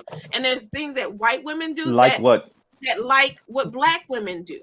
So that's the truth. I go out and if I'm out, white women gravitate to me and say, "Oh my God, I love your hair. I love how you dress. I love." here we they go. like a lot of things that I do. They're not being funny. No, they're being real. Okay. They can be themselves around me. That's how I know they're being real. So you're the model. So you want to be there and act like white women don't want to be like black women. Yes, She's the same black woman. Black woman. That's what she's saying. The role model for white women. Is that what you're saying? I just think women imitate each other. Y'all They do. imitate y'all And I imitate just their said that's the same clothes. thing. I said the Y'all same all thing. wear the same everything. Y'all wear the same nails. Y'all wear the same makeup. Y'all just imitate each other, just like you imitating a white woman with that blonde hair. I wanted to get this out real quick, ma'am, if you don't mind. If I could just say this real quick. When I came on earlier, I was hearing one of you say something like, "We don't know the marriage rate for per income or per wealth." Actually, I do know it. So according to American Enterprise Institute, this is around 2017, 2018. So some numbers might have changed a little bit. 26% of poor Americans are married. 39% of middle class, 56% of upper middle class and above. So yeah, how much do you think it changed in 5 years? If you want to dismiss it, I mean, there's a lot that could have happened during COVID because they said a lot of things changed. Like what? I mean, you said it though. Like what? Like what? But so wait a minute, I'm just saying, it said COVID. Dude, you just give your statistics because you don't even want to go there with this. Give your statistics and tell your story because you. So I'm just saying, that is true. Am I the only one that heard that COVID challenged a lot of marriages? A little bit. Yeah. It wasn't drastic. Okay, like so I'm not. Look here, but the thing you have to understand is this: white women are not going to compromise their standard of living, aka they're not going to divorce and drop down to a lesser income bracket. So regardless of what COVID numbers have said, very intelligent women, because I bet you I wouldn't drop down and challenge my income level with no $40,000, $35,000 man. I love my women. Wait. Let me get that, y'all. Keep it going. You better stand at that gate and guard with no gun and keep it going. I'm not doing it. Okay, so the madam said she's not going down to no $40,000, $35,000 man. Cool. What do you think the median income in America is for men? They said that. I'm not being funny. I'm just listening. No, that's average. I said median. I understand what it is. The median, 38. Do you? What's the number? She act like she rich. She rich. I say I was rich. I'm doing 32. well. It is 30. It's 39 and some change. Let's say 40. Let's round it up. Let's say 40. When I looked at the Social Security stats, what is it? About a month ago for 2020, which is the latest. They don't have 2021 yet. It was actually 30. It was actually less than 35. It's like 30. It's like 34 something. Okay, so let's say 34 to 38. It was 33 something before. It depends on you look, but Social Security is actually more accurate. That's why I go by. Okay, let's go to that. Let's go to that because it encompasses everybody. So would you say? So So what, if we- is this a certain age group? Ma'am, Or no. This is half of everybody. American men in general. You know why this matters? When people make these definitive statements like I'm not messing with no man that makes this amount, or I'm not messing with no woman like this, that's cool. Then you got to start doing math, regardless of whether you want to or not. Now you start playing musical chairs with your life, right? So now you're saying, okay, half a dude's off the table, off top, regardless of race. Then you got to think about black men who make less than that, right? Which is going to probably be somewhere in the 60%, 70% range. So you already knocked off 60, 70% of black men. Even if you're dealing with all other men, you still knocked off half of them. So you see what I'm saying? So what I notice oftentimes with a lot of sisters is that y'all play musical chairs with your life, and then you get mad about the outcome when you're the one who put the standard up in the first place. Exactly. And this is what Kevin talked about. Exactly what he would talk about. Exactly. But we got too many people here that haven't listened to his content but think they know. Yep. If she makes so much money, why it matter what he make? You got all the damn money. It should. And she trying to take shots. She trying to take shots because she's salty, man. Ignore the peanut gallery. You got all the money in the world. Ignore the peanut gallery, man. You see I have. Go ahead, babe. What do you want to say? I just have. He said, "What does he need to make money for if she has all the money?" I think with men and women He was alike, joking. it's not. But still, it's this one-sided thing where as though women can't make a certain amount or they're not worth enough, and then when they do make it, they shouldn't want a man to be equal to them. Y'all don't want women from out the projects. Why can't It depends on the guy. That's a lie. Depends on the A guy. rich man No, will take a madam, broke no, woman. the issue is, Okay, ma'am, y'all rescinded what you men don't just have said. You just said don't nobody. no. I'm saying this, ma'am. The issue that we have is that if you are the primary income earner, you need to own that and what come with that without being mad at the world. There are Don't want to enough do women that. are That ain't gonna making happen. more than there. It's not that women are making more than men as a rule, but there are enough that are making more than their male counterparts, and then they be throwing a fit, especially in the black community, that they make more than their male counterparts, but they want a particular look from a dude. So you got to buy him just like men got to buy pretty women. Mary J. Blige. Exactly. Thank you. Preach. am I being called Mary J. Blige? No. Just said you can't keep up with the conversation. Scary J. J. You miss like half the convo. Can I say a joke without y'all getting so doggone serious? We don't know. We don't know. No, because you got the blonde hair like Mary J. Blige, so we don't know if you're serious or if you're joking. We don't know when you're joking. Joke? We don't Come know when on. you're joking though. No, the thing is, But- because y'all all try to be so serious and sensitive. But about to the Mary J. Blige thing, yes. But But to the let me Mary J. say Blige joke, yes. If you are internationally known music star, then yeah, you're gonna have to buy the look you want. No man Now, making that much money. How many men make millions of dollars a year? Well, we can't That aren't You're gonna athletes. have to buy that They're look. You entertainers. gotta bring it down a little bit to what we're talking about. Where We're talking Okay, about I'll do that. I'll do that. How Once much you, you want ma'am. now? Okay, I'll do that. Just for the sake of this conversation. How far we Once you going pass now? over 60 grand a year, you passing everybody. Once you make over 70, you flying past everybody. So if you over $65,000 a year, you're making more than just about everybody in the country. You in the top. You're more than in the top third. You only need $50,000 a year to make more than what 60% of Americans. Let me That's ask you a it. question. Have you looked at the latest black demographic? Wait a minute. Hold on, Bruh, what you, hold brother, on. brother, can you say that Hold on. again? You're saying that, no, I need him to reiterate what he said. When you're making over $50,000 a year, You're in the top third of income earners in America at 50. Okay. You're making over the average. 50 and above. That's a fact. Oh, black women that make That money, average they just needs- not gonna share it with your ass. So you're not gonna see none. true. You're not gonna see none of her money, but she gonna see all your goddamn money. You hurt y'all. In fact, BGS, you heard that, right? Yo, I'm laughing because that's the one thing I believe. Oh, you saying that's true? We got one. We got one. Hey. I was waiting for the cliche, y'all. I was waiting for it. We got him right now. Won't admit it. Okay. No, At that's least not she's willing to admit it. A lot of people. I think a lot of times. Can I say something real quick? I was actually going to do a video on this because I was actually talking to Dr. Johnson to see if this was valid. Okay. Black Demographics just put up a post where about earnings and what percentage, right? And we're actually looking at it. 47% of black people, 47% of earners, black people, whether they earn money or not, right, make less than $25,000 a year. 47. Okay. Between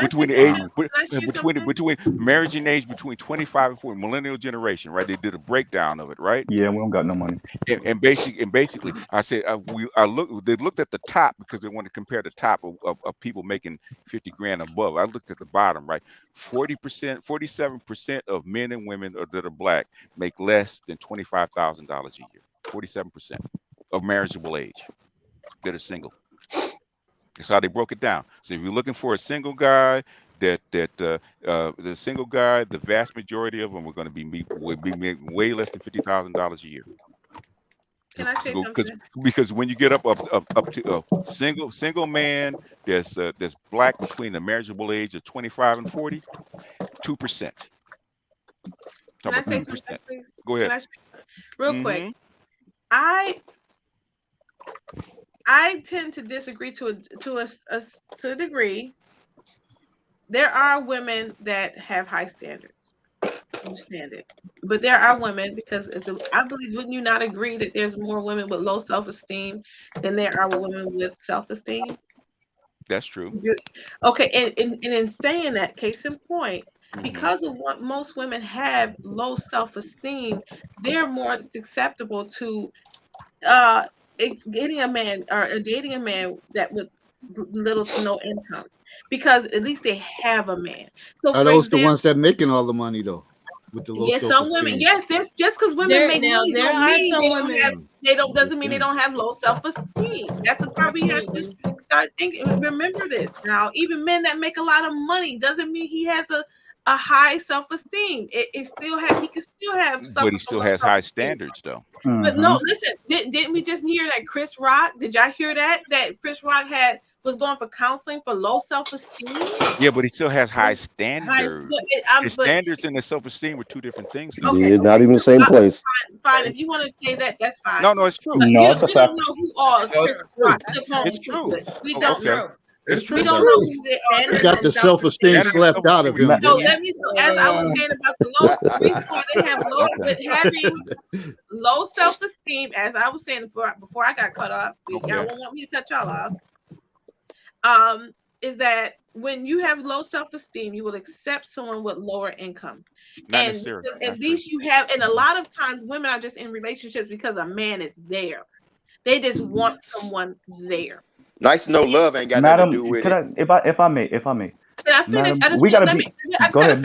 Please. I'm sorry, Because there were some things you said too. I just wanted to address too. When it comes to, I'm just gonna, for women like myself, and I'm gonna speak for myself because it is sometimes always about me. I have sometimes with lower income because I saw to me it's like I saw the potential in the man, not the money. Okay. Like you said, at least bringing something to the table. Okay. If he's an entrepreneur, if he has a job, as long as he was respectful, loving, and cared about me and respect me as a woman, and I respect him, and we have understanding, it will work. Every woman is not like that. And then and another point that was brought out is that you said women won't share their money. I don't think that's true. Women share money. There's a lot of women I've heard that they've given men money because they're moochers. And even David has a whole other person. What's his name? Melvin. Because there's Melvins out there that are taking advantage of women. And hell no. Because women are giving away their money. Don't be fooled by paying for sex and giving money away. Finish her. Well, finish. Come on. Because that's what I'm saying to you. Because you talked about Melvin too. You got to hear me just like I had to hear you. What I'm saying is, the thing is, you're going through like 4 different points. The thing is, we're trying to get because y'all all been talking. Okay, let me ask you this. All right, if a rich man gets a woman that with no money, no job, no money, a lot of them do. Oh, can I finish my statement before you? Sure. Is she mooching off of him? No, if it's a decision that that's the kind of woman he wants. Oh, see this? See the difference? Didn't see it. Let it right into the wall. Bow. No, I wanted to get this out, madam. Before you, please, I'm gonna say something real quick. It's not gonna take too long. It's not gonna take too long. I promise you what I'm gonna say is not gonna take too long. It's simple. Ma'am, what you're missing is that these women don't have no choice. Could we stop talking like these people got a million choices in it's their self-esteem? No, you have no choice. Can I be as mean as possible right now? You don't have any choice. The numbers say you don't have no choice. You know how many choices I turn down every day? Ma'am, I wasn't talking about you specifically. Oh my God. About you.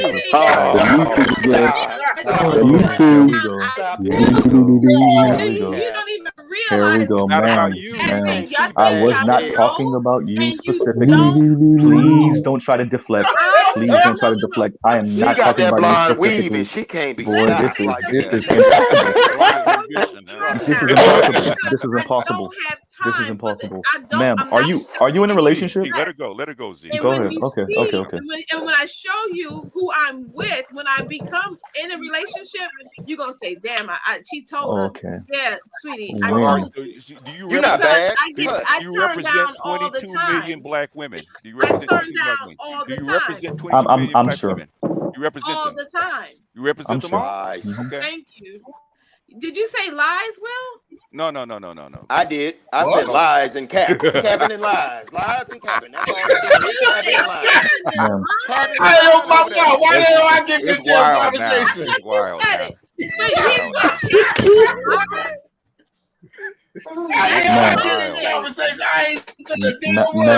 now.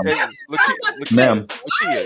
Do me a favor. There's a book by Liz Mundy. She actually talked about white women. Actually, that's a really good book. Actually, it's a really good book. I turn down daily. Listen to me. There's a reason why I would like this video make you think I'm fat. Can you listen for a second? Black women. Can you listen for a second? Yes, black man. Thank you. Okay. I'm suggesting a book because this is the problem that feminists are having, right? White women are having, right? They're high power women, they're CEOs, and they want a man that makes more than them, right? But it's impossible because there's not enough of them, right? Liz Mundy is pointing that out. It's called the richer sex, right? And what you're describing, all women have that, right? It's okay if she doesn't make money, she doesn't have a job, and he's the provider. She's not a moocher. She's not a hanger-on. She's a wife. She's supportive.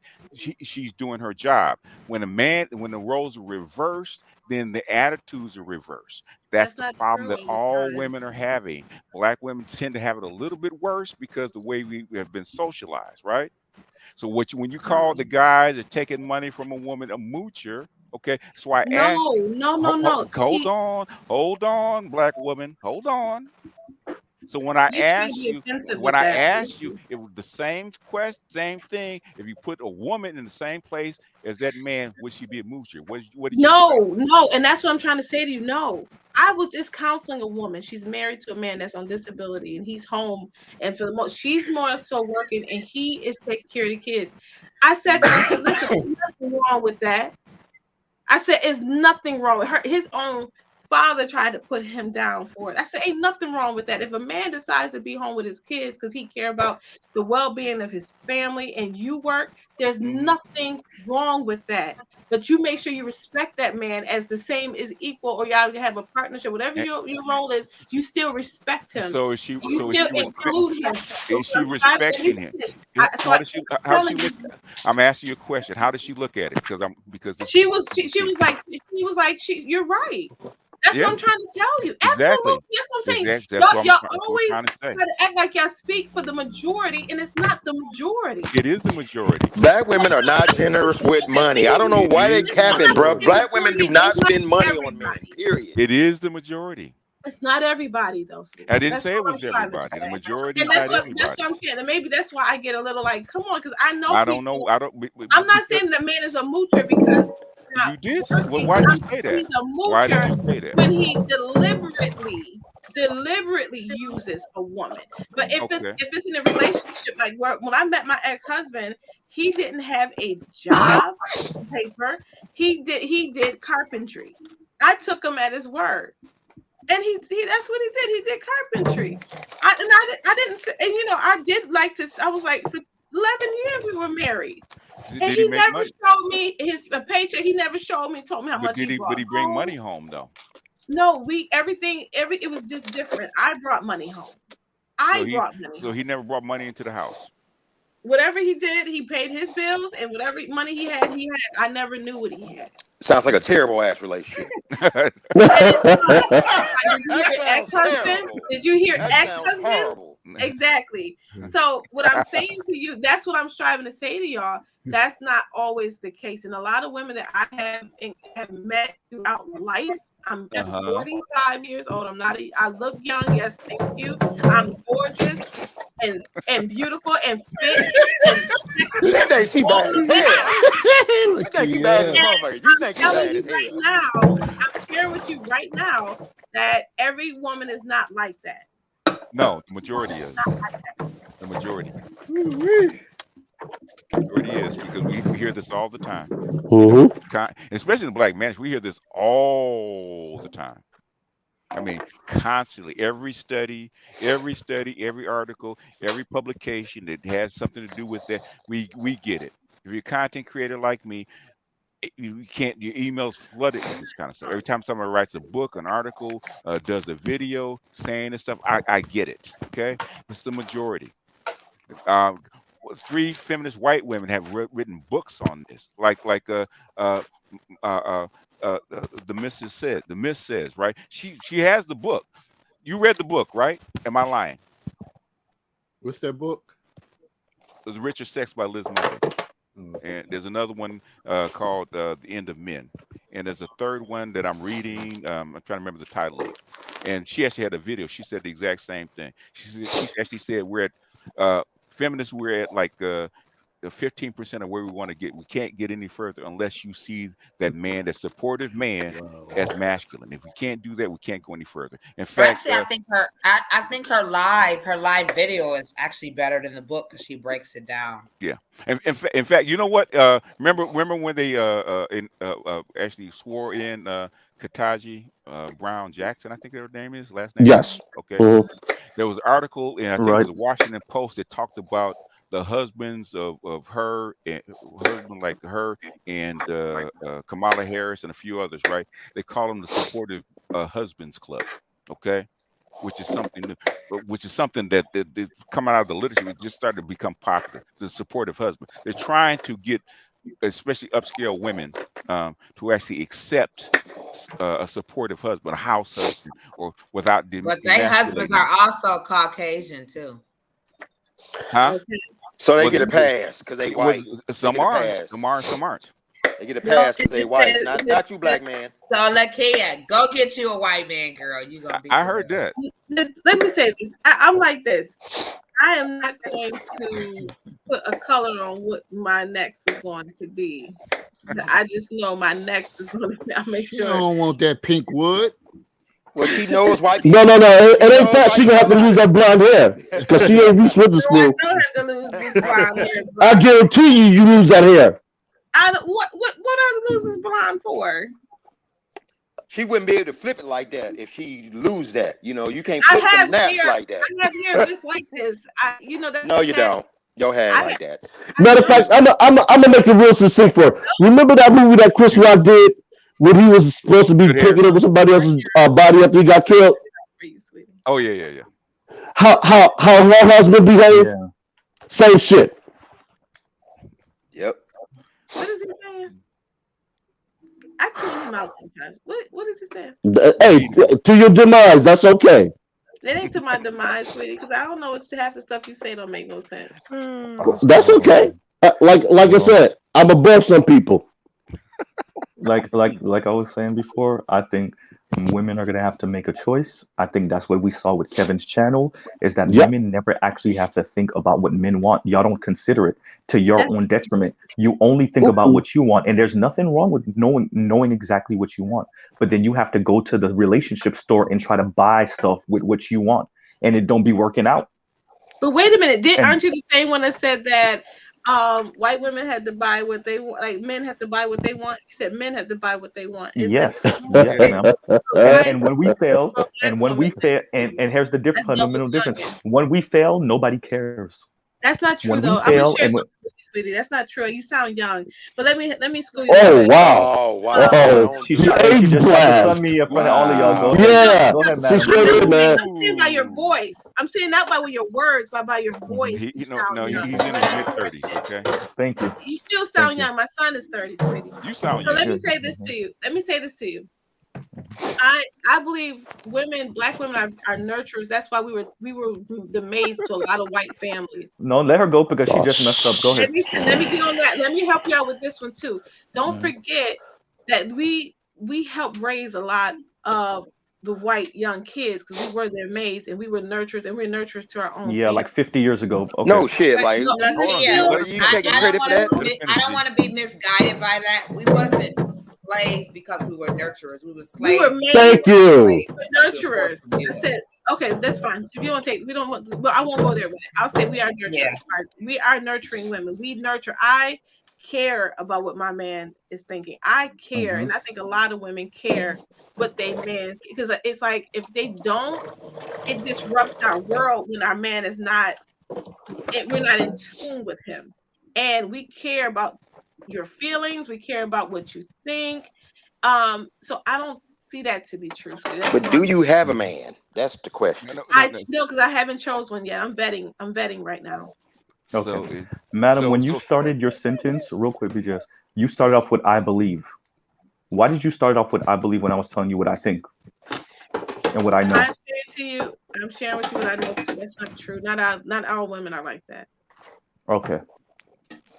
The vast majority, unfortunately. But the thing is, I don't see that either. But okay, the marriage numbers show it though. The marriage numbers, the stats, what we see on the street.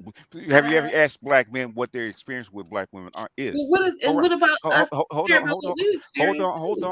Go out and ask black men what they think. Okay? I do. I talk with black men all the time. I'm always on this panel. We're talking to black men every Monday. I thought it was they white disagree people with you all the time. And I talk to white people. I'm on here Mondays, but Monday and through the day, through all the way to Sunday, I'm talking to white people.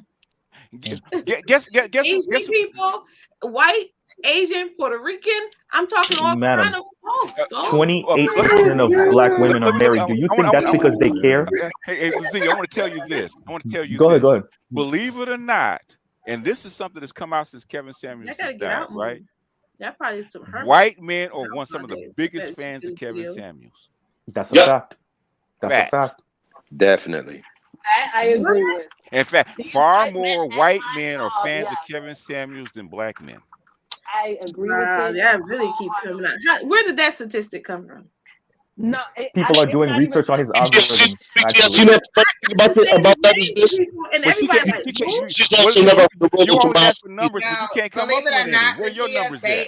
Believe it or not, they are right. A couple of the doctors I work with, they were talking to me about that. Nobody knew him that I talked to. But he was on CNN and don't nobody know him though, right? When he died, right?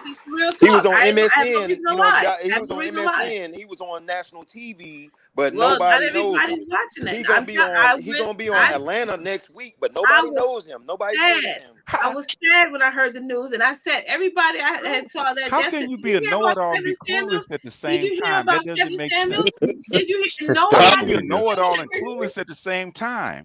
That doesn't make sense. Those two things don't match. Yeah, you know what the fact is, y'all always act like y'all represent the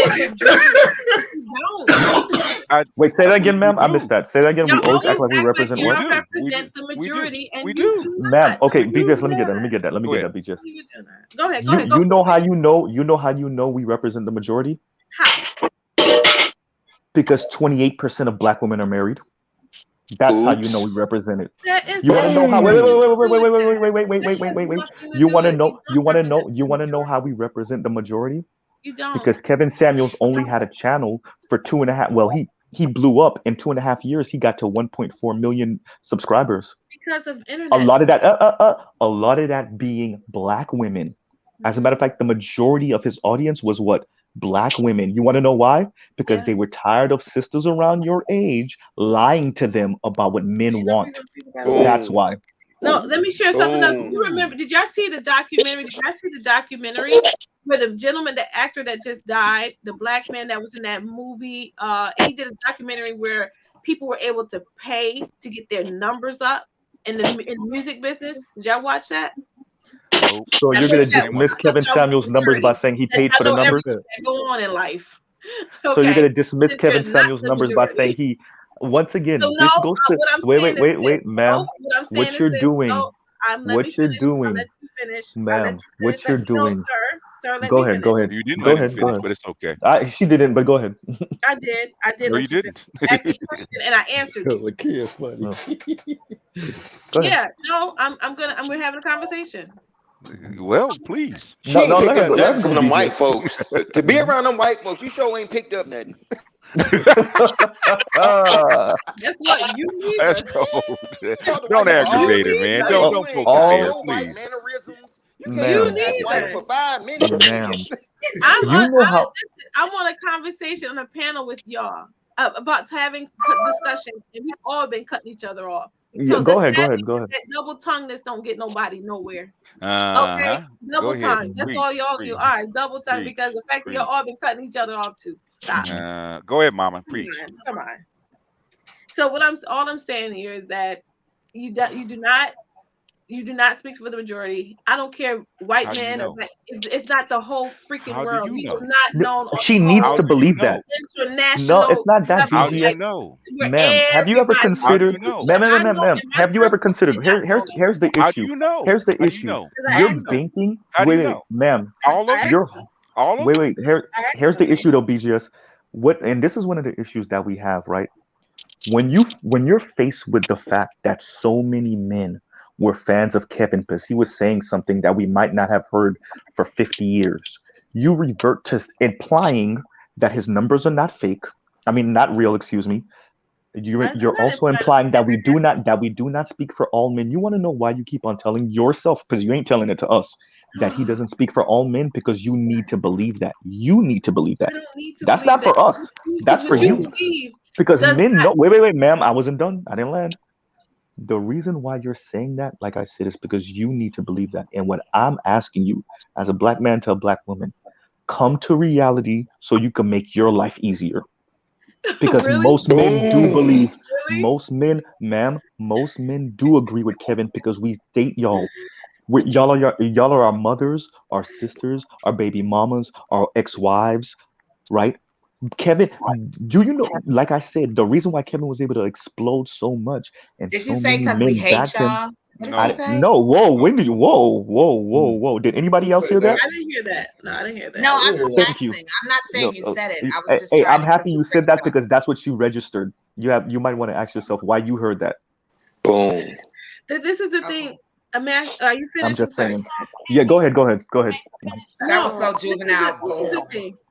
I don't. This is the difference between you and maybe me. I provide the sound I effects. think you're less. I think you're less what any man Shots fired. or Yeah, go ahead. woman thinks about me. That's why I can freely be on this platform and share my truth. You're Borgian. Because you know why?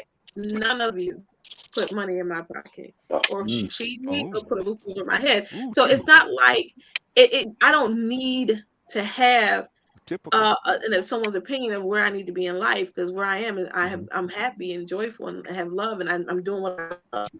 And in the process, maybe I meet somebody, maybe not. But that's the thing; it's not always necessary to be in a relationship. And when you know you're not ready to be in one, maybe that's the best thing to do is stay single, to be Ma'am, ready. you know what I hear from you? Right? I don't hear you not wanting to be in a relationship. I hear you being too stubborn to do the things that you might need to do. No, I said I'm not ready. Didn't I just say that? Yeah, so you're admitting that you're not willing to I'm do the not things that you might ready. need No, to do. I'm not ready because right So we're now both saying the same thing. I'm You just not being stubborn right ready. now and not using the same words I'm using. I hear you. No, I'm not ready because So we're saying the same I'm thing. not ready. I'm not ready. And then what else you want me to say? I'm not ready. I'm enjoying my life. You know, Herbert, it's done. We've been wondering where the community's done. It's done. It's done because I It's think done. I It's know done. everything It's done. you do. It's done, Herbert. No, It's done. you don't know everything. It's done. You got to It's me. done. I've been What's working? It's done. What's really going on last in year this plus. It's done. 2 generations. It's done. I say it's been done, but Kevin was trying to save it. The thing is, it for admixture to really take hold. Okay, we're halfway through. It only takes like 400 years. But the thing is, since it's forced admixture, like half of it, 7 generations. We got 2 more. It's done. I thought we kind of course correct. But the thing is, I always said if the women don't actually come and actually see themselves in reality, it's done. And when black women are still the same way they were 50 years ago, it's done. I pray for you. I pray for you guys. You don't have to pray for me, baby. Black women looking for a good wife. I pray for the black community. I pray for the black Black community. women looking for a good wife to settle down with. I pray for the black community, but it's done. I don't swing that way. I mean, how many negative statistics do we need to say that it's not cooked and it's not done? It's not working. I went back to my video. Women are not working. You're Go ahead, saying it's not working either. It's not working. No, it's not working. You see what you're saying working? What is it statistically? 78, you see what you're doing is 28% are working. married. 10% of your black boys cannot read. You got 22% of your young black men that don't have any income, right? 70% of your boys in going to freshman college, their freshman year, are dropping out because they're not ready. Okay. But in other words, you can go right down the list and see that this society, or this thing we call black culture, black Edo's culture, is not working. And David and I have covered that when we talk about most unprotected person in this country is not the black women, it's the black boy. But y'all wanted to sit up there, fight tooth and nail when I said, give that boy to his father when he hit puberty. Not y'all on this panel, but when I made that comment on panels years prior, I got nothing but pushback, and now we see what the pushback has gotten us. In indigenous society, they give the boy to the men when he's 7 years old. Okay, because of the tender years doctrine. Basically, white people have decided that the children belong to the woman. This like they just came up maybe in an article maybe like a year ago. The 10 years doctrine was actually passed in 1869, right? Where the children belong to the woman. So for a black man to get his children is impossible in this matriarchy that we call the black community. It's not working. When is it going to work? When are you guys go? Black boys, Moynihan said this man is 65. Black boys need their own schools by themselves that's masculine oriented. We haven't done that. Okay, everybody knows what works. They've been saying it for 60 years. They've tried it at trial runs. They know that it works. How come we're not doing it? How come we're not making the best possible black man that we can? Why are we not doing it? It doesn't work. What you just gave the answer. What you just said. When they try to have single sex classes, they try to experiment with that, and they do realize that when they're just in a class by themselves, there's improvement because they're not distracted by the girls and the hormones and all of that stuff kicking in. So it would make sense. What you didn't know? Have you ever studied the Prussian school system? What's that? Because that's what the model that our school system is based on. In fact, I'll send it to you, man. This comes from there's a good book you should read. Everybody that's in the educational field should read it. It's called The Boy Problem, written by Julia Grant, right? Julia Simon. Julia Grant. Yeah, The Boy Problem, BGS. right? Yeah, go ahead. BGS. I also follow, and a lot of my programs are based on Jawaza Kunjufu. That's where a lot of my programs. Said the same thing. Yeah, what I want to point out. He uses right brain learning. He uses right brain learning in the classroom, and that's what we use in my programs, and that's why a lot of our young men are successful. We take that fear of having to read or write away, and we provide with audio books. So and where are videotapes, your programs located, oral Willie? So we'll presentation. know. So we'll be able to utilize these programs as well. Well, I'm trying. That's why I started the nonprofit, because, like he was talking about with the boys program, my program was a boys program, and now they're not in any of the schools. And even though the kids request them, they're not in the schools. So we're applying for grants so we can put the programs wherever we want to put them. Because now we're getting a lot of kickback. But I wanted to finish the point about Julie Grant's the boy problem. So where are your programs? Okay. I'm saying they're not anywhere right now because I have to get grants. Buffalo Public Schools just sent me an RFP, but they're not in any of the schools right now. There were 7 schools before the pandemic. I wanted to finish my point about Julie Grant because she actually said this in the Atlantic. In the Atlantic was actually a serious article written back in 1912, right, about the present school system, right? Because of the teachers were female and where the system is built, they actually become more feminine or feminized, right? By the teacher being female, that's the way the system works, right? But if you give boys a single sex education, put men in front of the classroom, give them a male environment, they do much better because they have a different learning style, okay, different role models, okay. And they found this out. That's how come you have sports in school, right? Because they don't want boys to actually go out and actually form gangs. Boys can actually form hunting parties. So they give them sports instead. Okay, so a lot of these things they actually shifted the educational system back in 1912 to actually be more boys centered, right? Until 1972 with Title IX, where actually now it's more girls centered. So black boys are already doing badly in a white centered school. We actually make it a white girl centered school. They actually do worse. They're actually at the bottom. So if you want to save the boys, get a better outcome of the boys, get better men, this is what you're going to have to do. But nobody wants to do it. Well, black women getting theirs. That's why black women are getting their money. As you can see, they on top. They getting there, so they don't give a shit about what black men are going through. Some hatred going on. There it is. I wish that was true, but the thing is what this is what frustrated me and a lot of scholars, right? I'm not a scholar. I'm gonna tell you that I'm not a scholar, right? Frustrated me, right? Black women allowed something that was actually written for black people, which is affirmative action, for them to actually for the white women to actually steal 80% of it. 80% of affirmative action was supposed to go to black men as designated. Went where? Went to white women, and nobody says anything. And now the MWBE program is the same way. Minority and Women Business Enterprises, which is supposed to be for blacks and black women, black men and black women minorities. Now you have the white woman come in and she's qualified as a minority contractor. And that's how they allowed to take over a lot of the minority contracts and get that 25% that was normally designated to minority and black women businesses. Yeah, I want to go back. I want to go back to that thing I was talking about. She got a question though. She had her finger in the air for like 5 minutes. But I'm doing that actually because they were telling me that's the most exercise I've been getting all day. I'm messing with the people in the chat. Oh, okay. Funny. Also, I do have something to say, but I would like David to go first because it is his show. I said I wanted to go back to that thing when we were talking about the young boys and stuff, because actually, really, like in the 3rd or 4th grade, they should have more. The boys should have male teachers, but that's not always the case and that's when boys start kind of coming in their own, want to buck against you, want to, they think they're doing something at 8, 9 years old. But like we just did a professional development today, and they were saying that 85% of educators are white women. So you have, and it's in Baltimore. So you have all these black kids and kids from all over different, where it's majority colored people. They're being taught and educated by white women. People that don't understand them.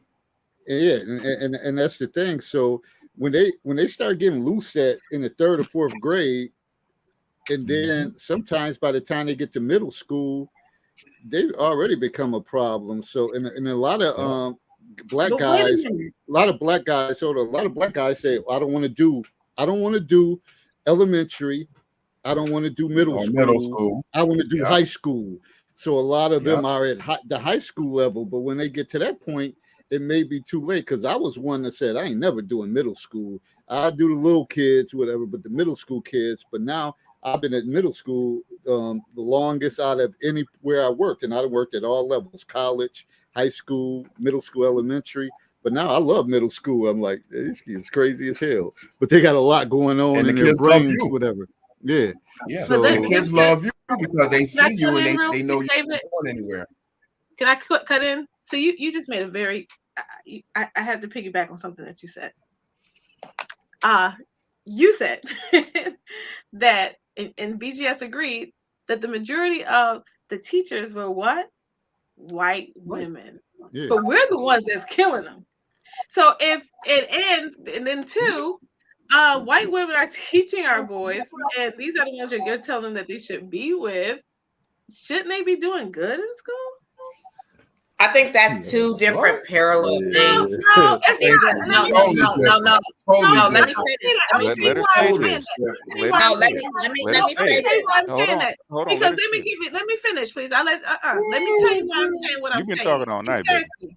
The fact of the matter is that these comments of black women are killing our black men, and we're not letting them be with their fathers. Okay. That's not all true, because there's some men that are in their sons' lives and their daughters' lives, and they're doing great. And I'm a mother. I raised all mine, and they're doing great by the grace of God. And but these women, you're right. The majority of the teachers in these schools are white women. That's not the point we were making, though. No, okay, no, let me say that. If that's the case, why are they still not able to read? And why are they not? Since because it's the reinforcement at home. And they know how to do better. Okay, really? Like, what about the Hold on. Why are they not successful in school? Hold on. Let me say this. I'm going to make this statement. And I say this, and I say it all the time. I know I'm going to get inboxes again, David, from women. They little hate messages. So what? I don't care. Because you know I'm going to say it. We're going to own up to the fact that a lot of women, some women, are the catalyst and the issue for their sons, because they always separate the children and the father. We got to be honest and say that that does happen. No one's going to sit on here and say, it does happen. What happens is we as women do not want to own the fact that we cannot raise boys to be men. That's their father role and responsibility. And sometimes we come in and we distract, we get in the way, and then we wonder why we got henpecked little boys sitting at home, because we did not allow the father to play the role to raise the boy to be a man. I can't raise, I got 3 boys. I could not raise them to be men. So when me and my ex-husband was together, he did the football little league stuff. He did that. He did all of that stuff. He did the soccer. He did all of that. And guess what mom did? I made sure they had lunches, and I rode in the passenger seat for stuff, because it was certain things. But with my daughter, I was hands-on with my daughter, because I had to teach her what's what. That's one thing I can beneficially say. For a black man, you got to allow them to raise them and be boys. Boys and men.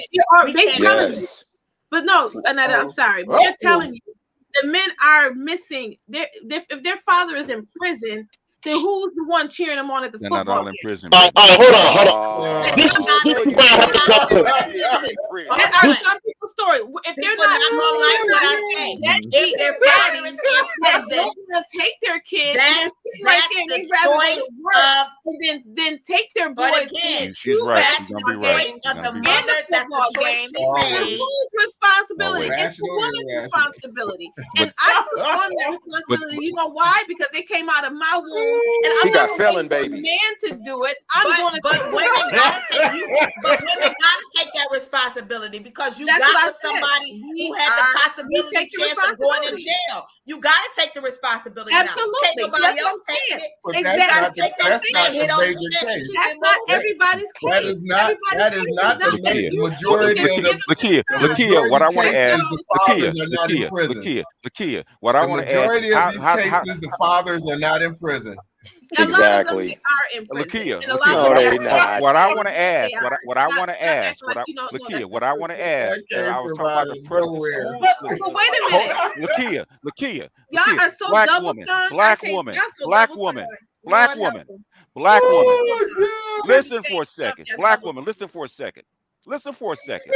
But it's not even a double tongue or whatever. You got to go by what you believe. And what you believe is what you go by. The problem is with most of us African American women, we do eliminate the process for the men, because 9 out of 10, your failed relationship you had with the man, you deplete that onto the child. Oh, you just like your daddy. Oh, you gonna do just like your daddy. So people got to be honest and say you do that. Only reason why I can speak in that realm, because I vow I will not do what my aunts and them do, and I made sure I didn't do that to my sons.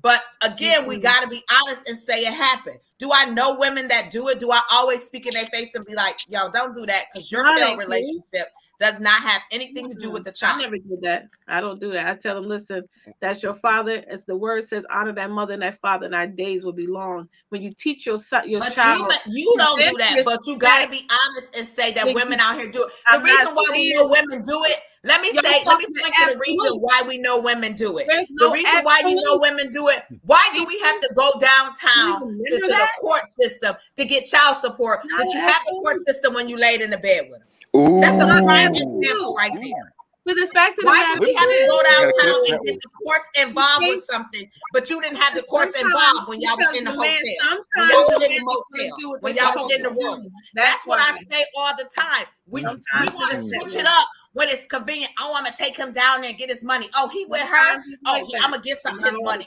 No, you gotta think like this. If you wasn't thinking in that bang when you lay down and spread your legs open, then you can't think in that bang when you walk away. Listen, the fact of the matter is what you're saying. I'm not saying that ain't true, but that ain't everybody's story. And I mean, that's real talk. But it's a vast majority of women's stories. It's like all the daddies ain't in prison. Story. Well, Lakia, does that solve the problem, Lakia? Does that solve the problem? Is y'all solving the problem? Okay, so y'all talk about all these issues that's going on with the black young man. What is every single one of y'all doing to help change? Listen to me, okay? That's what I want to know. Listen what to are me. every single one of y'all doing to help? Listen to me. I don't see none of you doing. I don't hear none of y'all doing nothing. Wait, because you're talking, black woman. You can't listen. You can't talk and listen at the same time. We stopping your ass. In other words, in other words, the white woman may not be. The white woman may not be trying to damage that black boy, right? But the fact that she's up there is the problem. They need a male-dominated environment to grow up in to be a better man. That's not always true. It is true. It is true. It is true. It is true. How do you know? You know these boys need they need men at a certain level. I'm not saying they don't need but that's not. I want us to stop thinking like that as women, because we doing. Listen, that breaks my heart, because we doing such a disadvantage to our young men. They need their fathers. Listen, they need their fathers, and if they got their fathers, then they need their grandfathers. If they don't have their grandfathers, they need their uncles. They need strong black men that's going to give them direction, clarity, understanding. What if they don't have strong black mama? They don't need a strong black man. They got strong black mamas. They need their fathers. Yes, I'm a strong black woman. They don't need no strong black daddies. Listen, we weren't even talking about. We was talking about like even in education. You ever hear of this group called Dads on Duty? All of that, because the primary thing is we want to say, oh, I sent my kid to school and they not reading. Your kid ain't reading because it's your fault. It's your fault your kid not reading. Exactly. Thank you. Because your kid is at home more than they are in school. They're only in school 6 hours a day, 5 days a week, 30 hours, but they're home with you majority of the time. So if your kid don't know A from Z and can't read, then shame on you. Thank you. Wait a minute. I'm gonna take it back. Now, can I take it back for a minute? No. That we just said early in the show, and that we wasn't gonna put nobody down. No. I thought we said that early in the show. That's not putting anybody down. Those are facts. No. That was emotional damage. That's the problem. Emotional damage. You hate being wrong. Let's not put nobody down. Those are facts. You hate being wrong, baby. This culture of generation too sensitive to information. That is not always Herbert, the truth. we're done. It's done. It's done. That's what I'm trying to say. Herbert, it's done. It's not always the fact. It's done. And it's not always the truth. It's done. It's done. It's already done. Everybody want to talk. Everybody want to talk. I Absolutely. deal with children every single day with my program. And majority of these kids that cannot read, when you look at the outlet of their household, what do they do when they come home from school? They're coming home to nobody being in the home. They're either eating chips, ramen noodles, or something like that. Okay. And you could say, people say, whatever you stereotyping. If I got more than 10 kids in my program that do that, it's not stereotyping, it's facts. Thank you. Thanks. They coming home to not stability. The video games is babysitting them. YouTube is babysitting them. So no, they're not going to know how to read. Right. How many parents do you know give their kids 2 hours reading time a day? What area do you live in? 15 minutes. What No, area less of the long. Houston 2 hours, that 15 you're minutes. You're Very addressing few. mostly people that's in what? The Buffalo area? The city of Buffalo? No, this is nationwide. I got Niagara Falls. I got Cattaraugus County. I got Orleans. I got Jamestown. I got Western New York. I got 8 counties. And that's small. That's a microcosm to what's going on in the world. Like it's Yeah, a I lot got of 8 it, no matter counties. what. And guess what else I do? I got African Americans. I got Natives. I got Hispanics. I got Haitian. I got African. I have Nigerian families. And guess what? All of those cultures, and they all suffering from the same thing. So you're going to tell me there's no man in these houses? Majority of these houses is no men. So the majority of houses is no men, and it's only the men. Reason that all these kids are the way they are is because of their mother. Yes. That's what you're saying? Yes. It's because of their upbringing, their environment. Who controls the environment? How you gonna blame somebody who ain't there? Let's think about this. Let's not even look at the bad. Let's look at this. Majority, if you look at a household of 2 parents that went to college, 9 out of 10, their children are going to go to college. Some of them may not finish, but they're going to go. Okay? That's not because true. that influence is on them. No, let me finish. Let me finish. Because the influence is on them. Well, 9 out of 10 of them be able to read. I know that much. Look at a household that has a single mother in it. And this is not a knock to anybody. Don't nobody take this as a knock. It's information for you to glean from, learn from, and do better. Okay. If you have a single mother that's in the household and you're stating that the father is in jail, there is an abandonment issue with those children. That's right. And it's going to affect them mentally. I deal with behavioral mental health. I've seen all facets of how the abandonment, the disposition, the dislocation, the abandonment, the afraid of being alone, the rejection, all of these plays a part in these young boys. Why are they standing on the corner selling drugs? It's not because mama not working. It's because they're trying to fulfill a void of something that's missing. You know, Finish her. I worked in mental health for 14 years. I worked in outpatient mental health and inpatient and in the psych ER. So I'm very familiar with the mental health situation. What I recall, just saying what I recall, a lot of fathers that are not in the house because they were taken out of the house for abuse and for molestation and for rape. Oh, don't you dare try that bullshit. No, but I'm saying, where are you getting those numbers? I don't want to talk about what you doing to the kids, do you? No, but Nakia, when you make statements like that, you have to have proof. Because it's the truth. It's the truth. Just like you ain't bring what you're saying. And I don't want to make this a debate with me and you. Molestation from their father and their kids. I know. There's a lot of rape, Hey, Herbert, we're done. and abuse that is taking place in these homes. So you gonna tell me that ain't true? All right, Lakia, let me ask you this question. You can't use that as a majority of what happens. Hold on, Annetta. Let me ask one question. Let me ask one question. Mental health issues not just because of the mother, it's also from the things that the fathers has done. Lakia. Okay, so Probably play a part in it. Let me throw this out. I just came from a mental health council, and they stated that Niagara Falls has the highest percentage of mental health. Yeah. That doesn't surprise me. I see a lot of it. I see a whole lot of it. And this is what I'm stating. And Niagara Falls is smaller than Buffalo.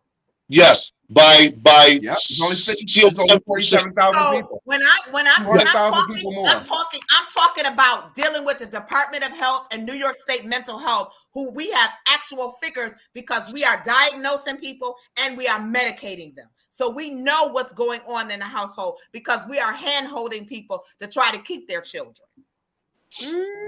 Boom. No, that's not the whole absolute. Sorry. Well, I thought Niagara Falls had water. And I manage a staff of 117 people. It's the absolute. They got water. They call it the dirty water now. Yeah. Okay, so let me ask this question, David. Yeah. You in mental health. You work in a counselor. So you telling me you don't have stories where the issue with the father is the issue? Yeah, we have those cases. Yeah, of course you do. You always have some. They very small and few. No, but that's what I mean. That's the part. Yeah, here I go because there needs to be some balance here. You act like it's just you want balance, but it's not no balance like that because 9 out of 10. But think about. Let's go back. The reason why it ain't no balance like that. Let's talk about Department of Social Services. Department of Social Service was created for women. For women, it was. It was created for women. We know so that because the Department of Social Services was the reason why, because there was a lack of fathers in the home for the most part, and a lack of fathers. They moved the fathers out the home. They did. You got to go back and look at this research. Yes. Department of Social Service set it up to demise the foundation of family. The black, but the white women want our black men that ain't in our home. No, honey, you're deflecting. You're deflecting. You're deflecting. I don't get how that don't You're deflecting. I'm gonna inbox you some literature for you to really study on what happened with the foundation. I'm not buying all that. I'm sorry. Go look. We had to research. Who? Yes, the only thing I can say is this: you need to bring back BGS for women. I'm serious. Oh, okay. I will. I'll bring it back. It is so needed. Since Kevin is gone, because we had to research this. BGS, can I come on your show? You can help. You can help me host it. No, you can help me host it. I need a female host. You can help me host it if you want to. The reason why I say this wholeheartedly, this has hit me in a different kind of way. Yeah. For me, the Black Manosphere is my second home. BGS is I refer to him as the Black Aristotle, because I have never encountered a man that has his wealth of intellect, book knowledge, and things of that nature. Boom. This Kevin's I'm not buying it. Not reading the book. I tell you what. You know, I normally do my BGS for women on Friday. Okay, I will invite you. You can sit with me for like 2 hours. I have been in your chats. No. I need you on the panel to talk to you. Yeah, join the panel, Lakia. Join the panel. I'm not joining the panel. You know why? I'm a busy black woman. I don't have time to. But it seemed like these are some concerns of yours, some serious concerns. No, you can't. No, I don't. No, you can't. I don't. You have no clue. You have no clue. I don't have any concerns. No clue. You have no clue. I don't know. You have no clue, sweetie. No, you have no I'm not clue. buying it. You have no. You don't have to buy it. You have no clue. That's okay. That's why he called you up. I'll stay in my bubble then. I'll stay in my bubble. The thing is, please do. I'm not. I'm already giving my time to That's this the problem. show. Don't share the bubble with anybody else. I have to leave my home at 6 o'clock in the morning. I come on the show because I support the show. I enjoy being with you guys and talking, but nobody has time to be doing shows. Don't tell me that you know about me. And you don't want to be on the panel because I only share 10% of what I know. Okay. But you know, BGS, you don't do geopolitics, do you, sweetie? Do you do geopolitics? No. Do you do that? Yeah, I did. Excuse me, you do I don't do geopolitics. He said, hold up, look here. See, this is why I get on your ass. He said, "Do you do geopolitics?" That means world politics. I didn't hear him say geo. I said politics. I didn't hear him say he said geo. I didn't hear him say geo. Repeat it, geopolitics. Maybe if you mute yourself, I hear something. Do you do that? Well, get the wax out your fucking ears. Well, mute your phone or your whatever you got there. Do you do geofinance? Do you actually trace patterns according to demographics and structure? Do you trace that? Do you trace that? That has never been my gift. Yes or no? Yes or no? Well, then you don't know what you don't know me. No, it's not. You don't know me. Stop trying.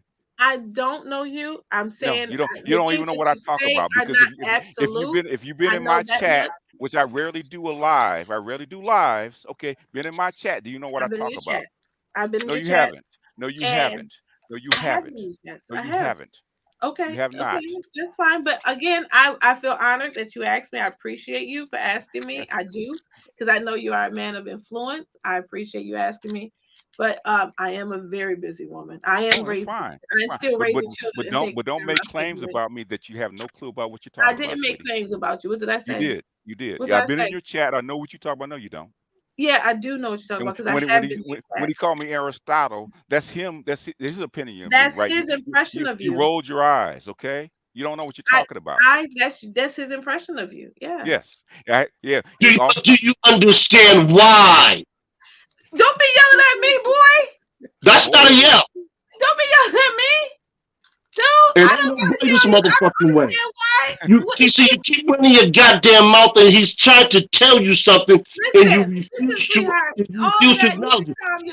And this is why I use the word obtuse, because the very essence of the word is what you're displaying. That's ignorant, sweetheart. Keep on. Yeah, but how do you expect somebody what I'm saying? You're disrespectful. Yeah. Keep doing what you're doing. What the hell is being disrespectful when she's not listening to what he's saying? Nobody's talking to you, yo. Okay, but do you gotta curse and yell and raise your voice? You ain't got no. Yes. Yeah, sound like a couple arguing and the kid trying to go to sleep for school. I got school tomorrow. I got work tomorrow. But let me tell you, this is what I'm saying. Again, I have been so ignorant. I can't do ignorant, David.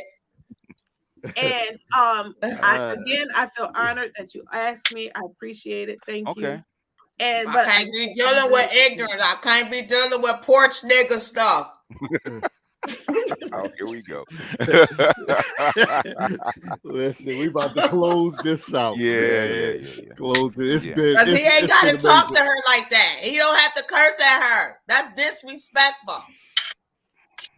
This is the funny thing. You, Johnny, come lately to this panel.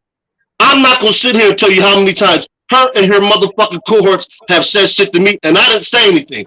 I'm just giving it back. I never disrespected you, yo. I never said that's you why. Cohorts. I believe he cursed at you. Fuck you. Did you defend me? I never did that to you. But did you defend me? Did I ever do that to you, Herb? Did you defend? No, me. Did I ever disrespect you? Shut up. You? Well, why she got to defend a man? Nobody never did that to you. David, you already know where I stand on this. Nobody did that to you. Man. But today's not that day. Don't lie to make justify your actions. Okay, if today not the day, then you should have probably sat on somebody's couch and had a conversation. Ain't nobody I ain't never disrespected. Because all this hostility. I don't know how it even get to this point. It's knowledge. It's people dropping knowledge. Yeah, it just doesn't. It don't even have to. I feel like they need to bring sock treatment back and Well, we about to tranquilizers. Just because I don't agree, don't mean I don't agree. It's okay. We can agree to disagree. And then it's not one thing you have to establish that all of us on the panel are adults. We are going to be different. We're very diverse. Everybody's going to have a different opinion, different opinions, and people are going to be open-minded. They may change their view and opinion. But one thing we shouldn't do is curse and yell at each other and be disrespectful. Yeah. I'm not going to allow no man to sit there and curse at me like that. I know what this I got text messages from my brothers like, what is all that? What is going on? Yeah, I know what this is, a microcosm of just being around family sometimes, and no matter what, people arguing, swearing, cussing, and carrying on. So maybe I'm immune. Maybe I'm immune to it. Like, oh God, here we go again. Like it's not. But I guess the thing is because it's on social media, it's viewed throughout that we have to be able to. You gotta have some sense of respect. channel our Right. emotions. And then you sit here, you want people to respect the men and the black man this, but then you being disrespectful to another woman. Like, you ain't, that's uncalled for. And then, yeah, I'm gonna speak up. You cursing and talking to her like she a piece of crap. That's disrespectful. He ain't talking to me that way. He talking to himself. That's what he's doing, but he ain't talking to me. The thing is, one thing I'm gonna say, I someone made a comment that I disrespected the black family. Listen, I raised 6 kids. I'm still raising, and I'm still taking care of, and they all are doing awesome. And a lot of people wish their kids was looking like mine in the place where mine is. And I'm not comparing nothing, but I tell you, they're doing awesome by the grace of God, by this beautiful blonde-headed, wearing wig, wearing quick weave, wearing braid, wearing big body, wearing woman, black woman. And actually, I'm brown skinned. But what I'm saying is that the fact of the matter, everybody's going to have different opinions, and it's okay. I don't have to agree. And everybody with gonna have different outcomes too. So your Kool-Aid. I ain't got to drink it, just like you ain't got to drink mine. But it don't make you better or me better than you or you better than me. It just makes us a different human being. Period.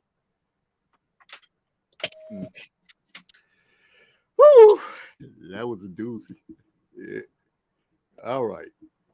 I ain't even gonna ask closing comments. We already know what it is. Yeah, quiet now. Finally. I'm sleepy. I've been sleepy. Blondie, Jide always had called me Blondie. Thank you, boo. Is a special, educated, independent, strong black queen. KWEAN. Listen, thank you all for coming on.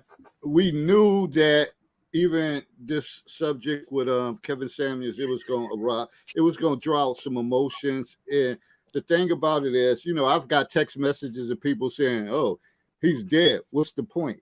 You can't say that because there's other people that died too, but you still celebrate and all that stuff. And one of the things too, I seen one of the somebody put up in the counselor's corner. They had Martin Luther King, they had Malcolm X, and then they had Kevin Samuels. And somebody was like, "Well, certainly he's not on the level with that." One thing we have to understand as black people, that we have people that's older that set their pattern or did something historically. There's going to be other people that take over for this newer generation that's going to be historical. We just can't always say Malcolm X, Martin Luther King, and all that, because if we keep living in them days, what's going to happen with this generation when they say, "Shit, I don't know who the hell Malcolm X is or Martin Luther King." They got a paragraph in the social studies book. We have to start building new leaders. And I'm not saying that for some of y'all that Kevin Samuels is that man, but he may have been that man to some. And we have to respect that. And we said that from the jump. But we about to get out of here. They did molest their sons. That's why there's a lot of gay boys out here. You said the fathers molested the sons? Yes. No, I don't think it's the fathers. It was somebody else, a family member. Stepfathers, uncles. No, stepfathers. That's different. And fathers. Don't tell me there's not. You're gonna say that y'all don't. Well, the fathers. I mean, you see, again, we're talking about percentages. How many actual dads molest their sons? But there's some that are. Like y'all act like I can't just admit that it has happened. It does happen. Okay, that's not the whole thing. Y'all act like y'all don't want to say about those things. Yeah, and it's okay, but it's true. You can't take away the truth.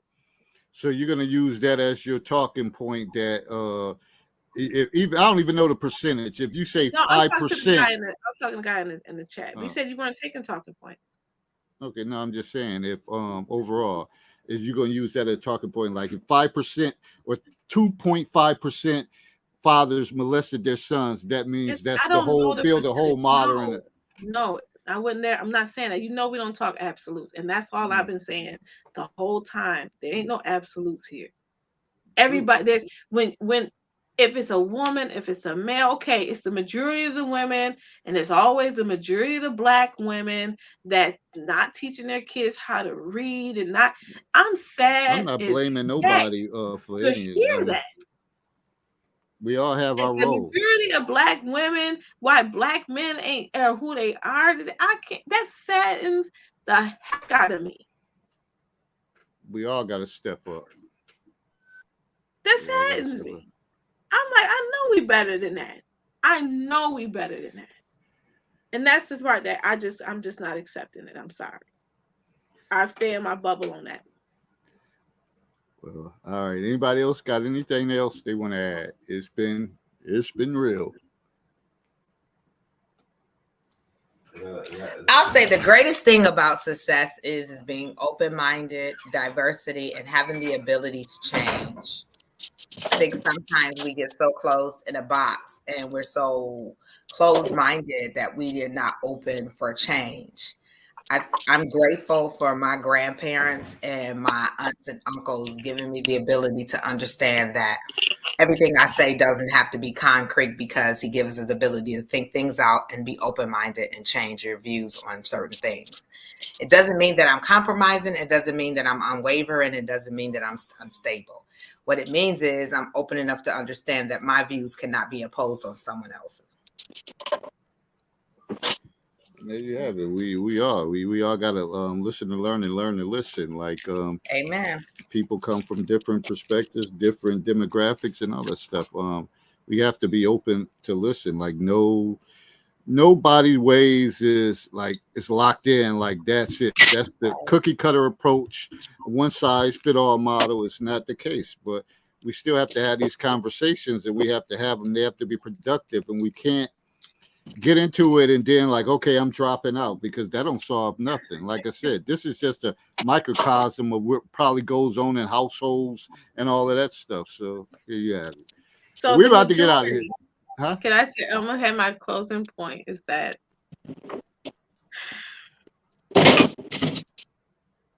I it's tough to. I think I'm gonna have to do some research to prove y'all wrong on your majority numbers. I knew you wouldn't let it. I know. I can't say the word majority. It's the fact that it's just unbelievable that it's like that. It's just unbelievable. Well, you can go under Mental Health Association.